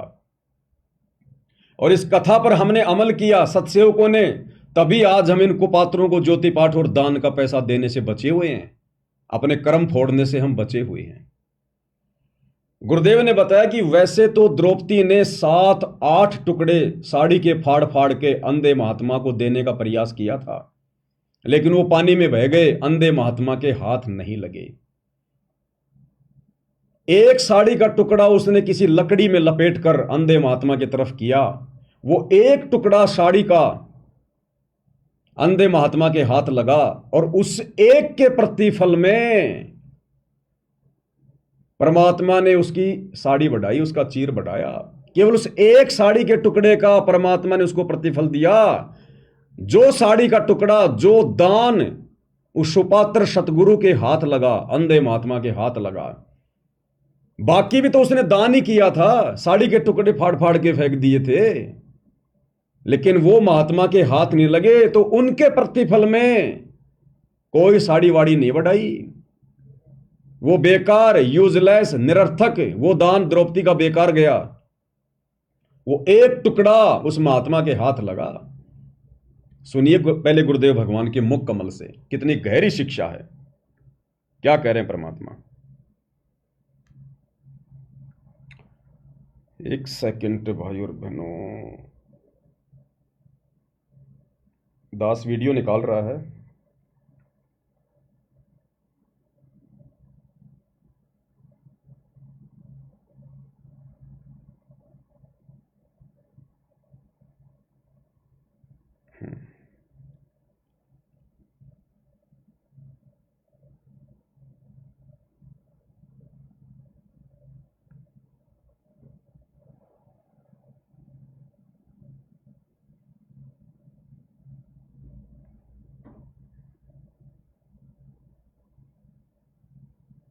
सुनिए क्या कह रहे हैं गुरुदेव भगवान। उसी जन्म में एक अंधे महात्मा को एक बिल्हातानी अर्थात 8-9 इंच का एक कपड़ा लंगोट टाइप, कोपीन टाइप बनाकर पाड़ के दिया था। यानी वैसे तो उसने लगभग सारी साड़ी पाड़ कर डाल दी थी नदी में। अंधा महात्मा था, हाथ नहीं लग गया, वह एक लकड़ी के लपेट कर उसके हाथ के लगा दिया। अर्थात उस इतने के कपड़े का, अर्थात उस गुरुदेव भगवान कह रहे हैं अर्थात उस इतने कपड़े का। वैसे तो सारी साड़ी फाड़ के दे दी थी उसने, लेकिन वो हाथ नहीं लगाते महात्मा के। और गुरुदेव कह रहे हैं अर्थात केवल उस एक इतने कपड़े का। दोबारा सुनिए ध्यान से। उसका एक कपड़ा लंगोट टाइप, कोपीन टाइप बनाकर पाड़ के दिया था। यानी वैसे तो उसने लगभग सारी साड़ी पाड़ कर डाल दी थी नदी में। अंधा महात्मा था, हाथ नहीं लग गया, वह एक लकड़ी के लपेट कर उसके हाथ के लगा दिया। अर्थात उस इतने के कपड़े का दान का इसी जन्म में भी परमात्मा ने उसको लाभ दे दिया, क्योंकि वो सुपात्र को दान किया गया, क्योंकि वो सुपात्र को दान किया गया था। वो 7-8 साड़ी के टुकड़े ओढ़ फाड़ फाड़ के दिए थे, लेकिन वो महात्मा के हाथ नहीं लगे। किया उसने दान ही था, अपनी तरफ से उसने फाड़ फाड़ के डाले थे कि महात्मा के हाथ लग जाए, लेकिन नहीं लगे। ये कथाएं हैं भाई और बहनों, कथाएं। इनमें बहुत गहरी गहरी शिक्षाएं हैं। जिस प्रकार गीता और वेदों के श्लोक सांकेतिक हैं, कोड वर्ड में, गरीबदास जी की वाणियां कोड वर्ड में हैं, उसी प्रकार ये गुरुदेव के सत्संग, ये तो उनसे भी ज्यादा सांकेतिक हैं। अरे वेदों का ज्ञान किसने दिया? कबीर, परमेश्वर, सतगुरु रामपाल जी ने काल के अंतःकरण में ये वेद फीड किए। क्या आज तक कोई समझ पाया? उन्हीं के अलावा लाखों साल से वेद इसी धरती पर हैं। मनु जैसे, व्यास जैसे, पाराशर जैसे, वशिष्ठ जैसे, विश्वामित्र जैसे, मार्कंडे जैसे पसीना निकाल निकाल के चले गए। एक श्लोक को भी ढंग से नहीं समझ पाए, एक श्लोक को भी वो अबाई बक्के चले गए, क्योंकि ये कोड वर्ड में सांकेतिक है। जिसने ये वेदों का ज्ञान दिया वही समझा सकता है। तो सोचिए, उस परमेश्वर ने जो वेदों का ज्ञान दिया, जब वो एक जीव नहीं समझ पा रहे, तो वही कबीर भगवान सतगुरु रामपाल जी जब धरती पर प्रकट होकर साक्षात अपने मुख कमल से तत्व ज्ञान युक्त सत्संग कहेंगे, तो वो कैसे इतने आसान होंगे भाई? वो तो वेद और गीता से भी ज्यादा सांकेतिक होंगे। उनकी वाणियां, उनके शब्द, उनकी कथा, उनके प्रवचन। तो गुरुदेव क्या कह रहे हैं कि वैसे तो सारी साड़ी दान कर दी थी, लेकिन उस अंधे महात्मा के केवल एक टुकड़ा हाथ लगा, वो इतनाक है।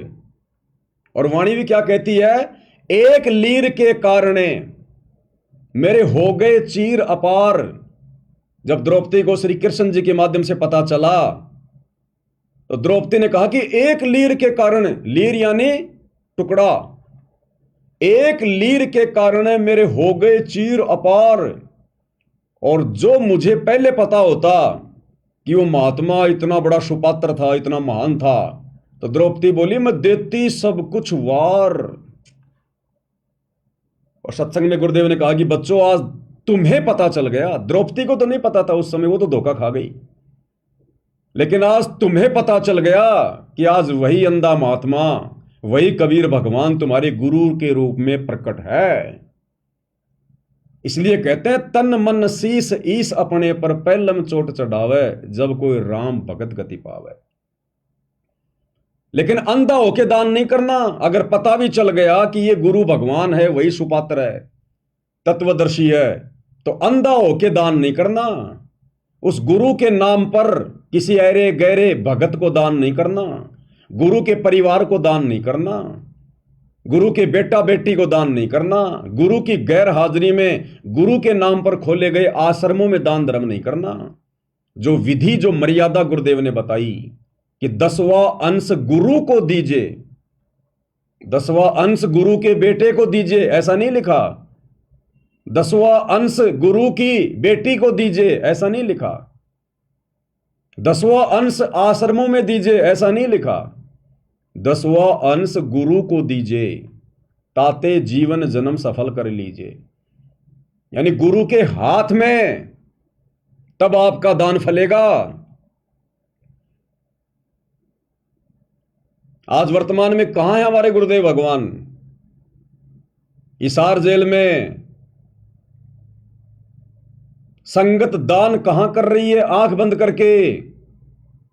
इन सतलोक आश्रमों में। किनको कर रही है? कुपात्रों को। क्या संगत का ज्योति पाठ और दान का पैसा, 10वें अंश का पैसा सुपात्र सतगुरु के हाथ लग रहा है? नहीं लग रहा। गुरु को तो 2 टाइम की रोटी, 2 जोड़ी शरीर पर पहनने के लिए कपड़े प्रशासन दे रहा है, सरकार दे रही है। तो तुम्हारा ये लाखों का, ये करोड़ों का, अरबों का दान कहां जा रहा है? तुम किनको दे रहे हो? किनके हाथों में दे रहे हो? अब तुम कह दोगे हम तो गुरुजी को निमित्त मान के दे रहे हैं, हम तो गुरुजी के नाम पे दे रहे हैं। वो द्रौपदी भी साड़ी का टुकड़ा फाड़ फाड़ के अंधे महात्मा के नाम पर ही दे रही थी। उस अंधे महात्मा को ही देना चाह रही थी, लेकिन वो टुकड़े अंधे महात्मा के हाथ नहीं लगे तो उनका प्रतिफल नहीं मिला। एक टुकड़ा हाथ लगा, उसी का प्रतिफल मिला। तो तुम्हारी ये बहानेबाजी नहीं चलेगी कि हम तो गुरुजी के नाम पे दे रहे हैं, गुरुजी के नाम पर आश्रम खुले हुए हैं, गुरुजी के बेटा बेटी हैं। अरे द्रौपदी का एक टुकड़ा तो हाथ लग गया, तुम्हारा तो 1 रुपया भी गुरुदेव के हाथ में नहीं जा रहा आज। और उल्टा तुम्हारी आंखों के सामने तुम्हारे दान का दुरुपयोग हो रहा है। तुम्हारी आंखों के सामने, तुम्हारे नाक के नीचे, उसी धनाना आश्रम के पास बैडमिंटन का स्टेडियम बना दिया गया करोड़ों रुपए में।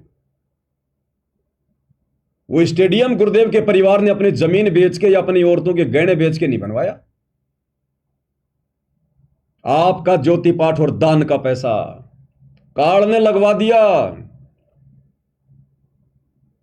काल कहां है? चुपचाप थोड़ी बैठा है, चद्दर ओढ़ के थोड़ी सो रहा है, दिखाई थोड़ी देता है, वो किसी के सामने प्रकट थोड़ी होता है।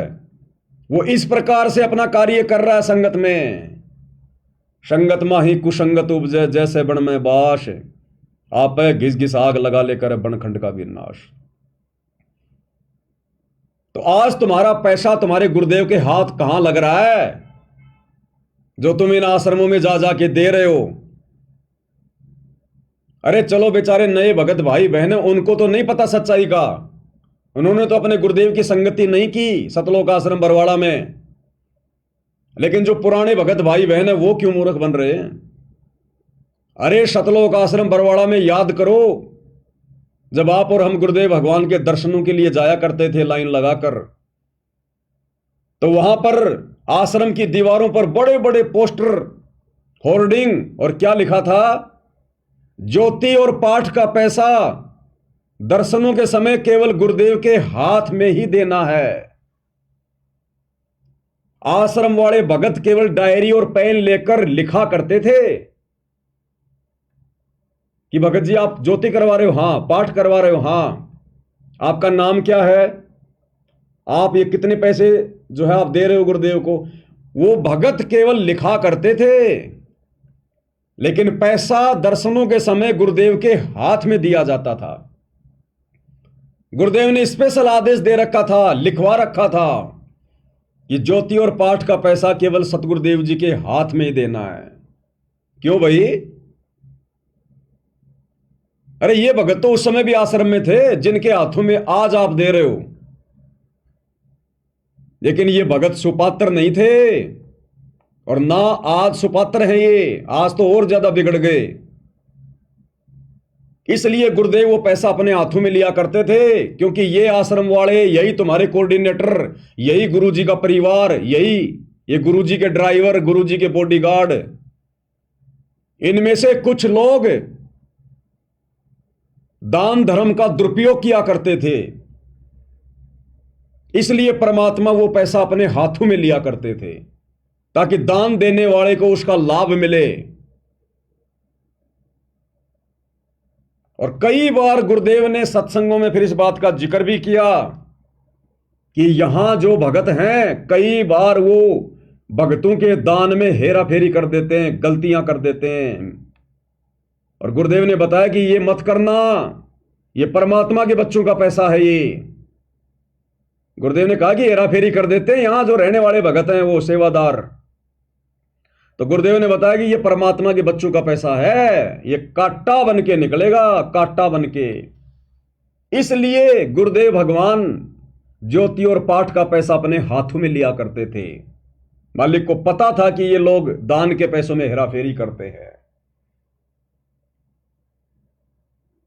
आपको एक सत्संग सुनाता हूं गुरुदेव भगवान का, क्योंकि संकेत ही करेंगे परमात्मा, खुल के बताएंगे तो संगत फिर उनके विरुद्ध हो जाएगी, और वो भी नाराज हो जाएंगे अगर गुरुजी उनका नाम ले देंगे तो।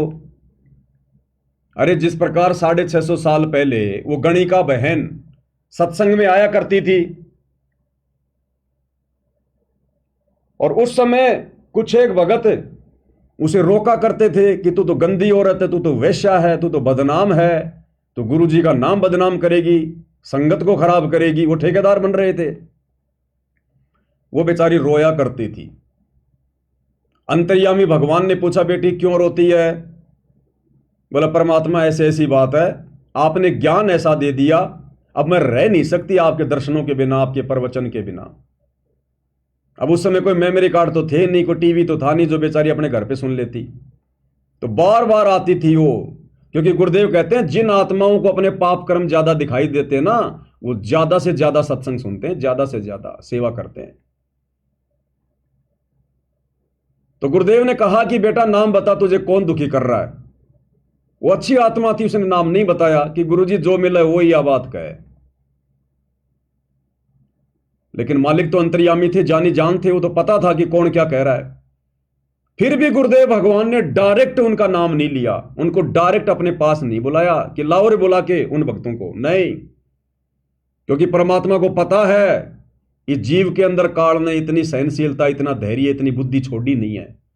अगर डायरेक्ट मैं उनको कह दूंगा तो हो सकता है वो सत्संग छोड़ के चले जाएंगे। और भगवान चाहते हैं कि ये जीव किसी भी प्रकार से सत्संग से लगा रहे। कबीर कपट से भक्ति करे उसको भी अपनाऊं, साम दाम दंड भेद से फिर सीधे रास्ते लाऊं। तो 650 साल पहले भी अंतर्यामी भगवान ने डायरेक्ट उन भक्तों का नाम नहीं लिया जो गणिका बहन को दुखी करते थे। तो आज भी तो वही भगवान धरती पर है, उसके तो नियम मर्यादा वही हैं। तो परमेश्वर ने फिर सत्संग के माध्यम से संकेत किया सार्वजनिक तौर पर। वो गणिका बहन भी बैठी थी और वो निकम्मी आत्माएं भी बैठी थी। हो सकता आप और हम ही थे वो 64 लाख वाले जो ठेकेदार बन रहे थे उस समय संगत का, आश्रम मैनेजमेंट। तो परमात्मा ने डायरेक्ट किसी का नाम ना लेके और संकेतों में सत्संग में कहा,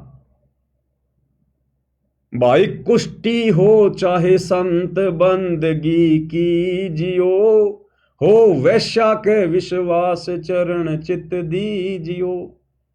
अगर किसी को कोढ़ भी हो गया हो, भयंकर रोग भी हो गया हो, तो भी उसे नफरत नहीं करनी चाहिए। वो परमात्मा की विशेष प्यारी आत्मा है, वो भगवान के लिए आई है, अपना पाप कटवाने के लिए। अरे डॉक्टर अगर रोगी से नफरत करेगा तो उसका रोग कैसे कटेगा? तो हम भगत यदि उससे नफरत करेंगे तो उसको विश्वास कैसे बनेगा? वो कैसे आएगी बार बार? और मालिक ने कहा, हो वैश्या के विश्वास चरण चित दीजिए। अगर वैश्या भी अगर अपने पाप कर्मों से गलानी करके अगर सत्संग में आ रही है तो उसको एक धर्मात्मा समझना चाहिए, उसको एक महान आत्मा समझनी चाहिए, उसके साथ में ज्ञान चर्चा करनी चाहिए, उसके विश्वास को बढ़ाना चाहिए।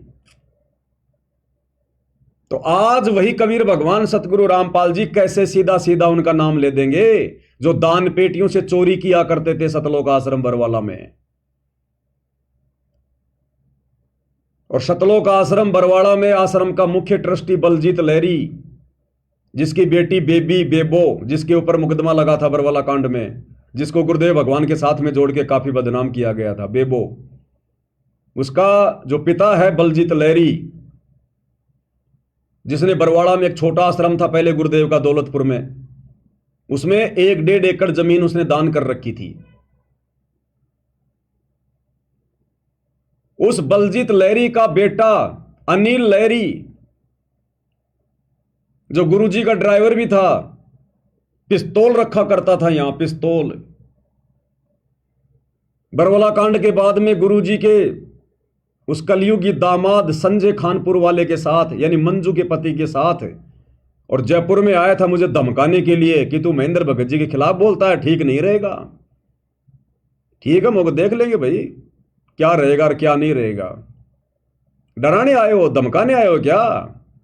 बोला नहीं तू समझदार है। मगो मैं समझदार हूं कि नहीं वो तो मगो परमात्मा ने पता है, पर मगो तुम्हारी थोती धमकियों से नहीं डरूंगा भाई।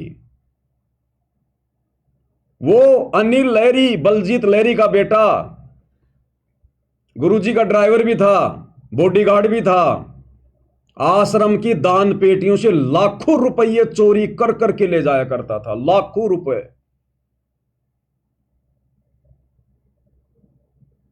और एक बार वो मेन गेट पर पकड़ा गया, सेवादारों ने पकड़ लिया, पकड़ के उसको गुरुजी के पास लेकर गए, 500 की गड्डियां उसकी जेब से निकाली गई। इस बात का जब पता उसके पिता को चला, अब मालिक तो अंतर्यामी में थे, उनको पता है था कौन कब से चोरी कर रहा है। इस बात का पता जब उसके पिता बलजीत लहरी को चला तो शर्मिंदा होकर गुरुदेव के पास गया, कुछ पैसे लेकर, कुछ पैसे लेकर। तो गुरुदेव ने कहा कि ये क्या भाई? बोला जी वो लड़का, उसने थोड़ी गफलत। तो गुरुदेव ने कहा कि ये थोड़े से मुझे क्या दिखा रहा है? लाखों का हिसाब है, लाखों का। ये थोड़े बहुत क्या लेके आया है? लाखों का हिसाब है। और 2014 बरवाला कांड के बाद वो अनिल लहरी आश्रम से भाग निकला, भगोड़ा घोषित। बरवाला कांड में भगोड़ा घोषित, अभी तक नहीं पकड़ा गया, अभी भी उन मुकदमों में भगोड़ा घोषित है। और जब ये पवन दास हिसार जेल में गया तो मुझे उसी का एक यार मिल गया वहां, प्रदीप पूनिया, उसका दारू का ठेका बरवाला में। वो किसी मुकदमे में, लड़ाई मारपीट के मुकदमे में वही था। उसको पता चला कि बाबा रामपाल का भगत है, दास वहां ज्ञान चर्चा करता था। वो लोग सुनते तो नहीं थे, लेकिन फिर उसने मुझे बताया कि तू अनिल लहरी को जानता है क्या? मैंने कहा मैं तो बहुत अच्छे से जानता हूं उसको, मेरे घर पे आया हुआ है। बोला बलजीत का लड़का, हाँ मगो बलजीत नाम उसके पिताजी का। बोलो उसकी बहन बेबो जिसके ऊपर मुकदमे थे मगो, हाँ। बोला वो आश्रम से लाखों रुपया लेके और सीधा मेरे पास ठेके पे आता था, ठेके पे। और मैं कहता था कहां से ला रहा है आजकल, कहां लॉटरी लग गई? बोले मौज उड़ाए जाओ, यूं ही मौज लिए जाओ। और बोला पता है वर्तमान में कहां वो? मैंने कहा उसके ऊपर तो वो बरवाला कांड के मुकदमे लगे हुए हैं। बोले बरवाला कांड तो छोड़, बरवाला कांड के बाद उसने उसने उसने गांजे का कारोबार शुरू कर दिया, नशे का, गांजा। और बोला 10 क्विंटल गांजे में, 10 क्विंटल गांजे के साथ में पकड़ा गया था, लेकिन वो तो भाग निकला और वो 10 क्विंटल गांजा पकड़ा गया। अब बोला वो एनडीपीएस के मुकदमे में है, एनडीपीएस के मुकदमे में। तो ये हैं गुरुदेव भगवान के परम भक्त, ये हैं वो पवन पुत्र हनुमान, जिनके ऊपर आज ये संगत आंख बंद करके विश्वास कर रही है। इन सब की एक ही राम कहानी है, वो तो एक का मुकदमा उजागर हो गया, बाकी बैकग्राउंड में सारे ऐसे ही है। इसलिए गुरुदेव भगवान ने सतलोक आश्रम बरवाड़ा में उस अंतर्यामी ने इनके कुकर्मों को देखकर, क्योंकि शिकायतें तो गुरुजी के पास जाती थी ना, अब गुरुजी संगत को कैसे बताए कि ये कैसे निकम्मे हैं, क्या कर रहे हैं यहां पर, मैं इनसे कितना दुखी हूं। ये चीचड़ है, चीचड़, जो गुरुदेव भगवान का खून पीती थी। जैसे चीचड़ होते हैं ना, वो कलील बोलते हैं उनको, चीचड़ होते हैं जो पशु के थन के लग के उसका खून पीते हैं। तो गुरुदेव ने एक बार जिक्र किया हुआ है कि बच्चों जो मेरे साथ में रहते हैं, जो मेरे पास में रहते हैं, जिनको तुम ये परम भगत मान रहे हो, ये तो चीचड़ हैं, ये तो मेरा खून पीते हैं। और सैकड़ों हजारों किलोमीटर से तुम आत्माएं जो समागम में आती हो, तुम मेरा दूध पीती हो, दूध, सत्संग रूपी दूध। और ये जो मेरे पास में रहते हैं चीचड़ है, मेरा खून पीते हैं ये। तो जो चीचड़ होता है, जो कलील होता है, वो उसी थन के लगा होता है, बिल्कुल चिपक के, परमानेंट, लेकिन वो दूध नहीं पी सकता, वो खून पीता है। और बाहर का आदमी आके, वो घरवाला तुरंत दूध निकाल के लेके जाएगा। तो गुरुदेव भगवान ने फिर सत्संग में जिक्र किया। अब सीधा सीधा थोड़ी कहेंगे मालिक, नाम लेके थोड़ी कहेंगे।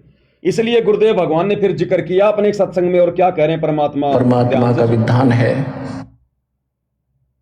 क्या कह रहे हैं? क्योंकि परमात्मा का विधान है, कहते हैं आप 1 रुपया दान करोगे, 1000 देता दाता आपको। जो दान आप यहाँ करते हो वो आपका नहीं, वो तो भगवान का हो गया, आपका नहीं रहा। उसके बदले में आपको तो 1000 मालिक ने उसी समय लिख दिया आपके अकाउंट में, लेकिन वो अकाउंट आपको दिखता कौन?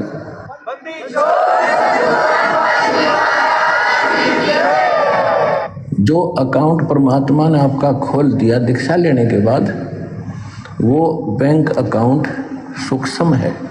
आपके अंतःकरण में एक मैसेज पहुंच जाता है, भगवान के ऊपर आपकी एक और फाइल है, उसमें ये मैसेज ऐड हो जाता है। आपने 1 रुपया दान करा, 1000 आपके खाते में लिख दिया था। तो जो पैसा आपका था वो यहाँ चढ़ाया हुआ पैसा आपका नहीं है, ये परमात्मा का हो गया। और इस परमात्मा के पैसे को आप सदुपयोग करो, यहाँ दुरुपयोग ना करना इसका। जो यहाँ भी सेवादार है, आने वाले भी जो कई बार देखा है थोड़ी बहुत त्रुटियां ये कर देते हैं, तो आपने सावधान रहना पड़ेगा, ये धनी का पैसा है। सुन लिया? गुरुदेव कहते हैं यहां जो है, जो रहते हैं, जो सेवादार हैं, थोड़ी बहुत त्रुटियां वो कर देते हैं, और कह रहे हैं धनी का पैसा है, सावधान रहना पड़ेगा।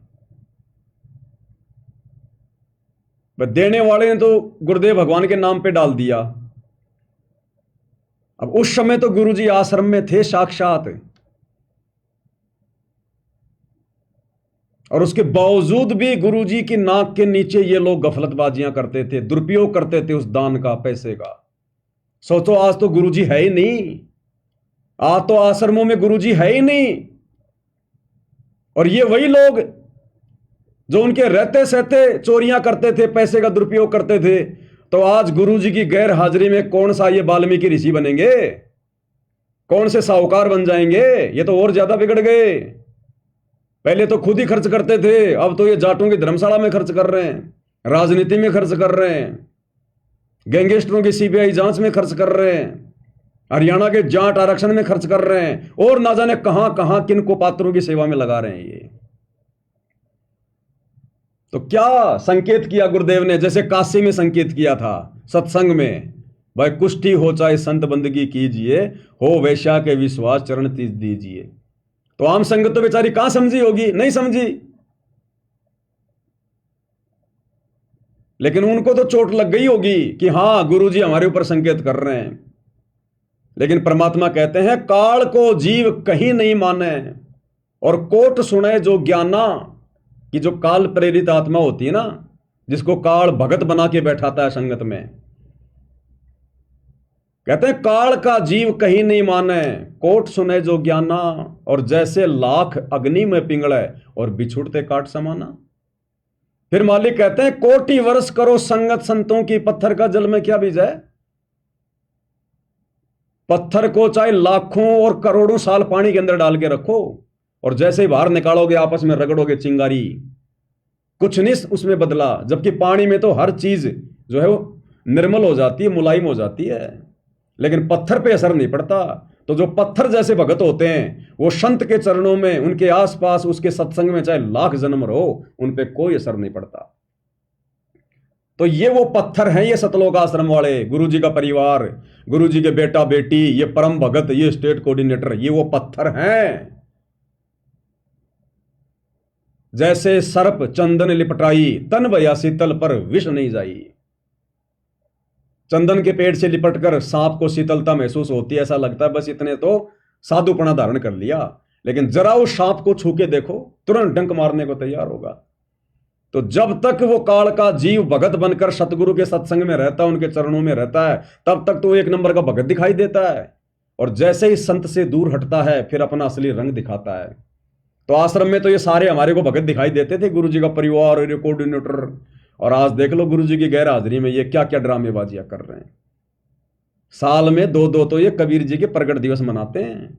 एक तो अभी 11 जून 2025 को बनाया आश्रमों में, और अभी 29 जून 2025 को हिसार जेल नंबर 2 के आगे धानक समाज की उस धर्मशाला में मना लिया। और दुनिया भर की आडंबर उनकी तो गिनती नहीं। तो गुरुदेव ने ऐसे ही बरवाला आश्रम में, अपने सत्संग में, क्योंकि वो ही कबीर भगवान है, इन्होंने संकेत किया जो लोग दान धर्म में त्रुटियां कर रहे थे, गलतियां कर रहे थे, भक्तों के दान का दुरुपयोग कर रहे थे, चोरियां कर रहे थे। एक बार फिर से सुन लो हल्का सा गुरुदेव क्या कह रहे हैं। परमात्मा का हो गया, और इस परमात्मा के पैसे को आप सदुपयोग करो, यहाँ दुरुपयोग ना करना इसका। जो यहाँ भी सेवादार है, आने वाले भी जो कई बार देखा है थोड़ी बहुत त्रुटियां ये कर देते हैं, तो आपने सावधान रहना पड़ेगा। ये धनी का पैसा है, आपको तो दे दिया मालिक ने उसी समय, ये नहीं रखता अपने पास। ये तो पूर्ण परमात्मा है। कहते हैं चारों युगों में देख लो हमने किसका रक्षा मारे। द्रौपदी ने एक बिलांत का कपड़ा दिया था, 9 इंच ढेर लगा दिया उसका। एक बिलांत सुदामा ने 4 चावल फुकवाए थे, महल बना दिया। तैमूरलंग ने 1 रोटी दी थी, उसको 7 पीढ़ी का राज बख्श दिया। तो कहते चारों युगों में देख ले हमने किसका रक्षा मार, हमने किसका लेकर ना दिया हो मारना, यानी कोई पैसा लेकर ना देने के उसने पैसा मार लिया मेरा। तो परमात्मा कहते चारों युगों में देख ले हमने किसका रक्षा मार, हमने किसी का पैसा रखा नहीं। इसलिए भाई और बहनों, परमात्मा ने साध संगतियां शुरू करवाई है, क्योंकि मालिक ने देख लिया कि मेरे आसपास रहने वाले, मेरे साथ साथ रहने वाले, मेरे परिवार वाले, ये काल के जीव हैं। जैसे काल ने उस कमाल को भेज दिया था परमात्मा के पास में, उसका मुंह बोला बेटा बना के, और अंत में उसी ने परमात्मा की संगत को तोड़ा, अंत में वही गुरुद्रोही घोषित हुआ। तो आज क्या काल कोई कसर छोड़ेगा क्या? अपना दाव तो पूरा खेलेगा ना। अब उसके दाव को समझने के लिए तो गुरुदेव ने हमें तत्व ज्ञान दिया है।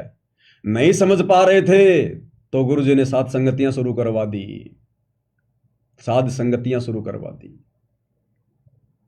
अब बताओ तुम कहाँ दान कर रहे हो वर्तमान में अपने गुरुजी की गैर हाजिरी में? ना तो तुम गुरुजी की वाणियों पे चल रहे, ना गुरुजी के सत्संगों पे चल रहे। सत्संग तो तुम सुनते ही नहीं, तुम्हें सुनने नहीं दिया जाता। सुनते हो तो कोई विचार नहीं किया जाता। इन आश्रमों में ना साध संगतियां होती ताकि आपस में एक दूसरे को कोई बातें समझा सके, ज्ञान समझा सके, कोई चर्चा हो सके। तुम्हें तो अपने बेटा बेटियों की रमेणी की बातों से वहां पे फुर्सत नहीं मिलती। आपस में गोत मिलाना, जातियां मिलानी, तुम्हें तो इससे फुर्सत नहीं मिलती। थोड़ा बहुत समय मिलता है तो सेल्फी वाल्फी ले लेते हो वहां पर जुलाई की झोपड़ी में जाके, जुलाओं के कुएं की, लहर तारा तालाब की, वो प्रदर्शनियां देखने में लगे रहते हो, वहां पर टाइम पास करते रहते हो। और थोड़ा बहुत समय मिला तो फिर तुम्हारे को हरियाणा रोडवेज की बसों में बैठा के फिर जयंती में ठोक देते हैं। घर पर तुम भक्ति करते ही नहीं, थोड़ा बहुत दिखावा करते हो भगत बनने का तो आश्रम में वो बैठे हैं ऊपर काल के विशेष एजेंट, वहां तुम्हें वो नहीं टिकने देते। घर पर तुम खुद नहीं टिकते, तो गुरु क्या करे फिर बताओ?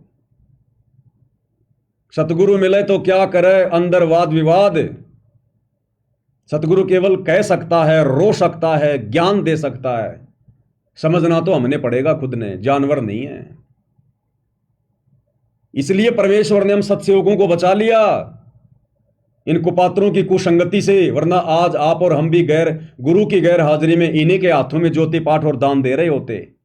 इन आश्रमों में जा जाके दान पेटियों में दान डाल रहे होते, और उस दान का सरेआम किस प्रकार से दुरुपयोग किया जा रहा है गुरु जी की मर्यादाओं के विरुद्ध, सत्संगों के विरुद्ध, विधान के विरुद्ध। और इसीलिए संगत की दुर्गति हो रही है। घर घर में कहर टूट रहा है।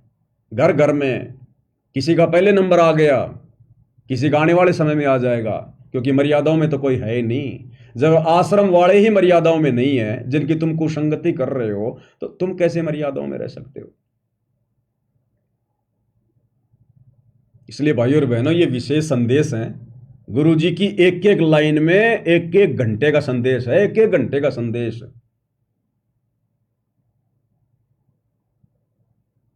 सुन लिए नामदान सेंटर पे जाके सुबह 4 बजे, हाँ आ गया, बहुत अच्छा बहुत अच्छा। सात संगति की वीडियो देखो तब पता चलेगा क्या अच्छा है इनके अंदर। ये मनोरंजन के लिए, गुरुदेव कहते हैं कि मनोरंजन के लिए नहीं सुना रहा है कथा में, टाइम पास के लिए नहीं सुना रहा।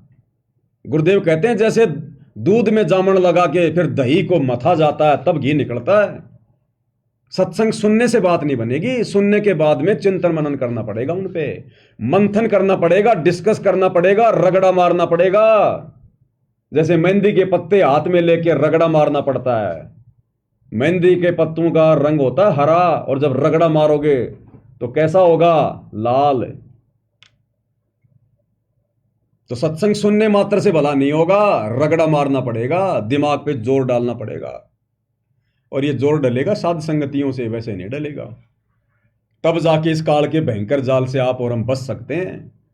नहीं तो हो गया गुरु जी का मिशन तो पूरा, हम भक्तों के भरोसे तो हो गया परमात्मा का मिशन पूरा। अगर ये भगवान साध संगतियां ना शुरू करवाता तो हो गया गुरु जी का मिशन तो पूरा। कहाँ लेके जा रहे हैं मैनेजमेंट वाले, देख लो, ये तो नीलकंठ की तरफ ले जा रहे हैं, नीलकंठ की तरफ, पहाड़ों में। और गुरु जी लेके जाना चाह रहे हैं ऊपर। तो इनके भरोसे नहीं चल रहा परमात्मा का मिशन, इन लोगों के सहारे नहीं चल रहा। ये तो परमात्मा ने अपना विशेष आशीर्वाद देकर आप और हम 2 कोटि के जीवों को निमित्त बनाया, सत्सेवकों को। यहां से आत्माएं तैयार हो रही हैं। इसलिए दास बारंबार कहता है कि ये साध संगति सतलोक के लिए ट्रेनिंग सेंटर है, ट्रेनिंग सेंटर। अपनी मान बढ़ाई, अपने अहंकार को त्याग कर, अपने आप को 2 कोटि का भगत समझकर। अरे जिस प्रकार से आप और हम स्कूल में जाते थे और टीचर किसी एक लड़के को उस क्लास में मॉनिटर बना देता था, मॉनिटर। अब उस मॉनिटर की बातें माननी पड़ती थी। जब वो आता था वो टीचर, उस मॉनिटर से पूछा करता था कि हां किसने क्या क्या किया, और वो मॉनिटर अगर किसी का नाम ले दे तो उसके डंडे पड़ते ही पड़ते थे। वो मॉनिटर के ऊपर वो टीचर इतना विश्वास करता था क्योंकि वो सोच समझ के खड़ा करता था। सैकड़ों बच्चों में से किसी एक को मॉनिटर बनाना आंख बंद के थोड़ी किया करता था। उस बच्चे को हर प्रकार से देखकर कि ये पढ़ाई में भी होशियार है, ये शरीर में भी उनसे तगड़ा है, और ये मेरी आज्ञा का पालन भी करेगा, इसके विचार भी ठीक हैं। उस लड़के को वो मॉनिटर बनाया करता था और टीचर आते ही पूछता था, हाँ भाई बता किसने शरारत करी। और वो मॉनिटर अगर किसी शरीफ का भी नाम ले देना कि साहब ये शरारत कर रहा था, तो वो टीचर उसको पीटता ही पीटता था, 2-4 डंडे तो मारता ही मारता था, क्योंकि वो मॉनिटर पे विश्वास करता था वो टीचर। तो इसी प्रकार भाई और बहनों, इस कुत्ते को परमात्मा ने छोटा सा मॉनिटर बना रखा है। अब मेरा काम तुम लोगों की कोई पिटाई करवाना नहीं है, कहीं सोचो भाई गुरु जी के आने के बाद कहीं पवन दास कर दे मामला खराब। तुम जो मर्जी करो, मैं शिकायत करने वाला मॉनिटर नहीं हूं भाई। ये आध्यात्मिक क्लास है। वो टीचर तो डंडे ही मारता था, तो क्या गुरु जी ने हमें कभी डंडे मारे क्या? तो इसी प्रकार ये मॉनिटर भी तुम्हारी कोई शिकायत नहीं करेगा, क्योंकि वो टीचर तो अंतर्यामी नहीं था, लेकिन ये वाला टीचर तो अंतर्यामी है। इसको बताने की जरूरत नहीं है। यहां तो मॉनिटर से फायदा उठा लो, लाभ प्राप्त कर लो कि गुरुदेव भगवान ने खड़ा कर रखा हमारे भाई को, है तो हमारे जैसा 2 कोटि का जीव। वो मॉनिटर भी उन्हीं बच्चों में वो एक बच्चा होता है, वो भी किसी का बेटा होता है, वो भी वहां पर अपनी शिक्षा प्राप्त करने के लिए आता है, वो कोई स्पेशल नहीं होता।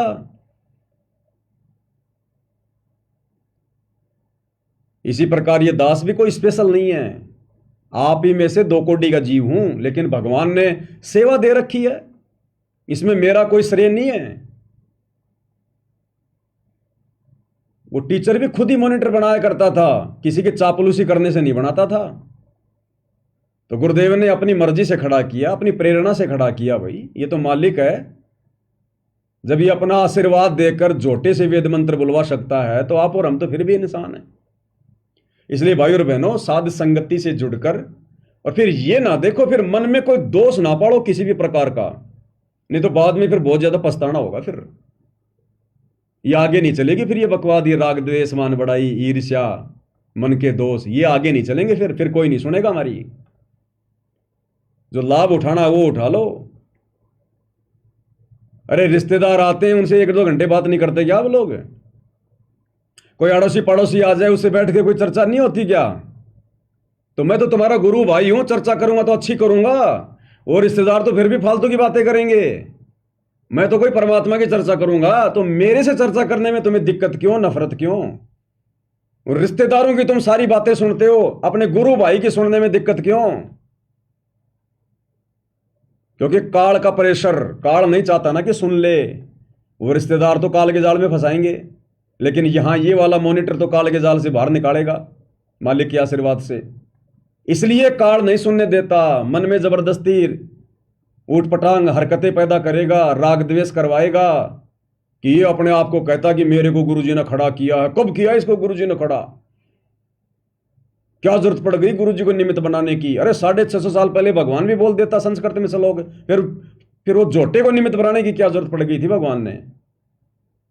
तो ये तो भगवान का काम है, वो किसको बनाएगा, क्यों बनाएगा, नहीं बनाएगा, कब तक बनाएगा, ये तो भगवान का काम है। जोटे ने थोड़ी कहा था कि मेरे को बनाओ निमित्त, मालिक ने हाथ रख दिया, बन गया। तो ये तो गुरुदेव की मर्जी है, वो मुझे खड़ा करता, किसी और को करता, किसी न किसी को तो करता ही। लेकिन काल भी तो पूरी कोशिश करेगा ना कि ये इसकी बातें ना सुने, मन में दोष पैदा कर लें।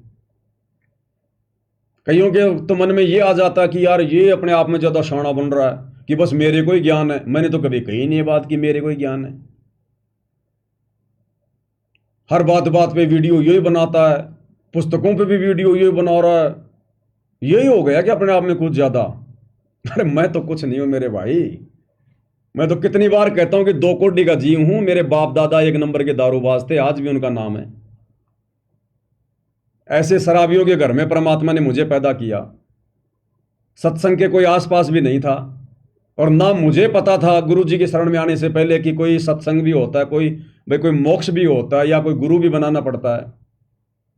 आप जैसा ही 2 कोटि का जीव हूं, भगवान ने आशीर्वाद दे दिया। मुझे नहीं खड़ा करते तो आपको खड़ा करते, और आपके साथ भी फिर ऐसे खचातानी होती। तो ये सोचकर कि भैया अगर कुछ अच्छी बातें बता रहा है भगवान के बारे में, अगर तो ले लो, क्या दिक्कत है उसमें। लेकिन ये काल राग द्वेष करवाएगा, छोटी छोटी बातों पे मन मुटाव करवाएगा, तो ये उसका सूक्ष्म जाल है। अब अगर गुरुजी ने खड़ा किया है तो भाई देखो, कितना ही राग द्वेष कर लो, कितना ही कुछ कर लो, जब तक गुरुजी ने खड़ा किया है उतने समय तक तो भाई देखो कुछ कोई बिगाड़ नहीं सकता।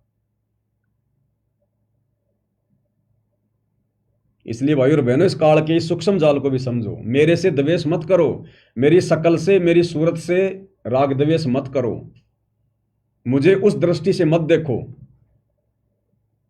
क्योंकि भगवान जिसको खड़ा कर देता है ना, उसके साथ वैर करना भी फिर मुसीबत का काम हो जाता है। अगर तुम्हें नहीं समझ में आ रहा है, ये पवन दास की बातें समझ में नहीं आ रही है, तो क्यों सुनते हो भाई? मत सुनो मेरे वीडियो, मत देखो। मैं जबरदस्ती तो तुम्हें सुनाता नहीं, मत देखो लाइव। अब तुम देखे बिना रह भी नहीं सकते, क्योंकि आत्मा भी तो है अंदर तुम्हारे। मन तो बकवाद करता है, लेकिन आत्मा तो चाहती है ना कि देख। तुम देखे बिना रह भी नहीं सकते और फिर बकवाद किए बिना भी नहीं रह सकते। इसका मतलब अभी मन हावी है तुम्हारे ऊपर, अभी आत्मा बेचारी अभी कमजोर है। आत्मा को आत्मा की खुराक खिलाओ ज्यादा। अरे मेरे से क्या नफरत करोगे? मैंने भी सतलोक जाना, गुरुजी आने के बाद मैं भी चुपचाप बैठ जाऊंगा। मैंने भी मेरी भक्ति करनी है। मैंने क्या करना है? मैंने कोई राष्ट्रपति बनना नहीं, प्रधानमंत्री बनना नहीं, मैंने कोई गुरु बनना नहीं, ये ज्ञान बांटकर मैंने कोई तत्वज्ञानी बनना नहीं। मैं भी अपनी भक्ति करके इस काललोक से अपना पीछा छुटवाऊंगा। ये थोड़े समय का खेल है, मालिक ने दया बख्शी है। कोई फायदा उठाया जाए तो उठा लो, और नहीं अच्छा लग रहा हो तो कोई दिक्कत नहीं है, आप अपने हिसाब से चलो। कोई जबरदस्ती का काम थोड़ी है फिर। लेकिन ये काल फिर जबरदस्ती करके कर्म फुड़वाता है। इसलिए भाई और बहनों, थोड़ा विचार करो इन बातों पे। ये बहुत परमात्मा की एक विशेष रजा और मेहर है वर्तमान में आप और हमारे ऊपर, जो हम साथ संगति से जुड़े हुए हैं। अब इस गंदे लोक में तो भगवान साक्षात सतलोक से चलकर ज्ञान दे रहा है। 20 साल 30 साल हो गई जब उनको नहीं छोड़ा भगवान, उसने काल ने, उनके साथ भी लोगों को धक्कम पेली में रखा, उनके साथ भी लोगों ने वाद विवाद किया, तर्क वितर्क किया, फालतू का बुरा भला कहा, और आज किस हाल में कहां बैठे हुए हैं। तो फिर आप और हमारे जैसे 2 कोटि के जीवों को कैसे कौन बख्शेगा? काल कैसे शांति से आगे बढ़ने देगा? तो जिनकी समझ में आ गया वो तो भैया नीची गर्दन करके,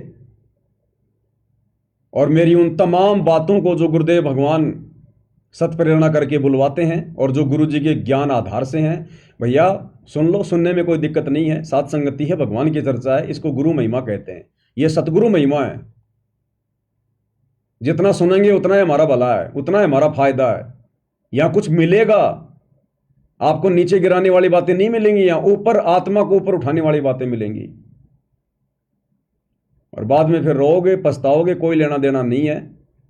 मैं तो कुछ नहीं कहूंगा गुरुदेव को, लेकिन वो तो अंतर्यामी है, उनके कंप्यूटर में तो रोजाना सबका फैक्स जा रहा है, उसी हिसाब से फिर नंबर मिलेंगे। गुरुजी भी नहीं कहेंगे कुछ कि तूने गलती करी, तूने करी। ये पंचायत लेके नहीं बैठेगा भगवान अब आने के बाद।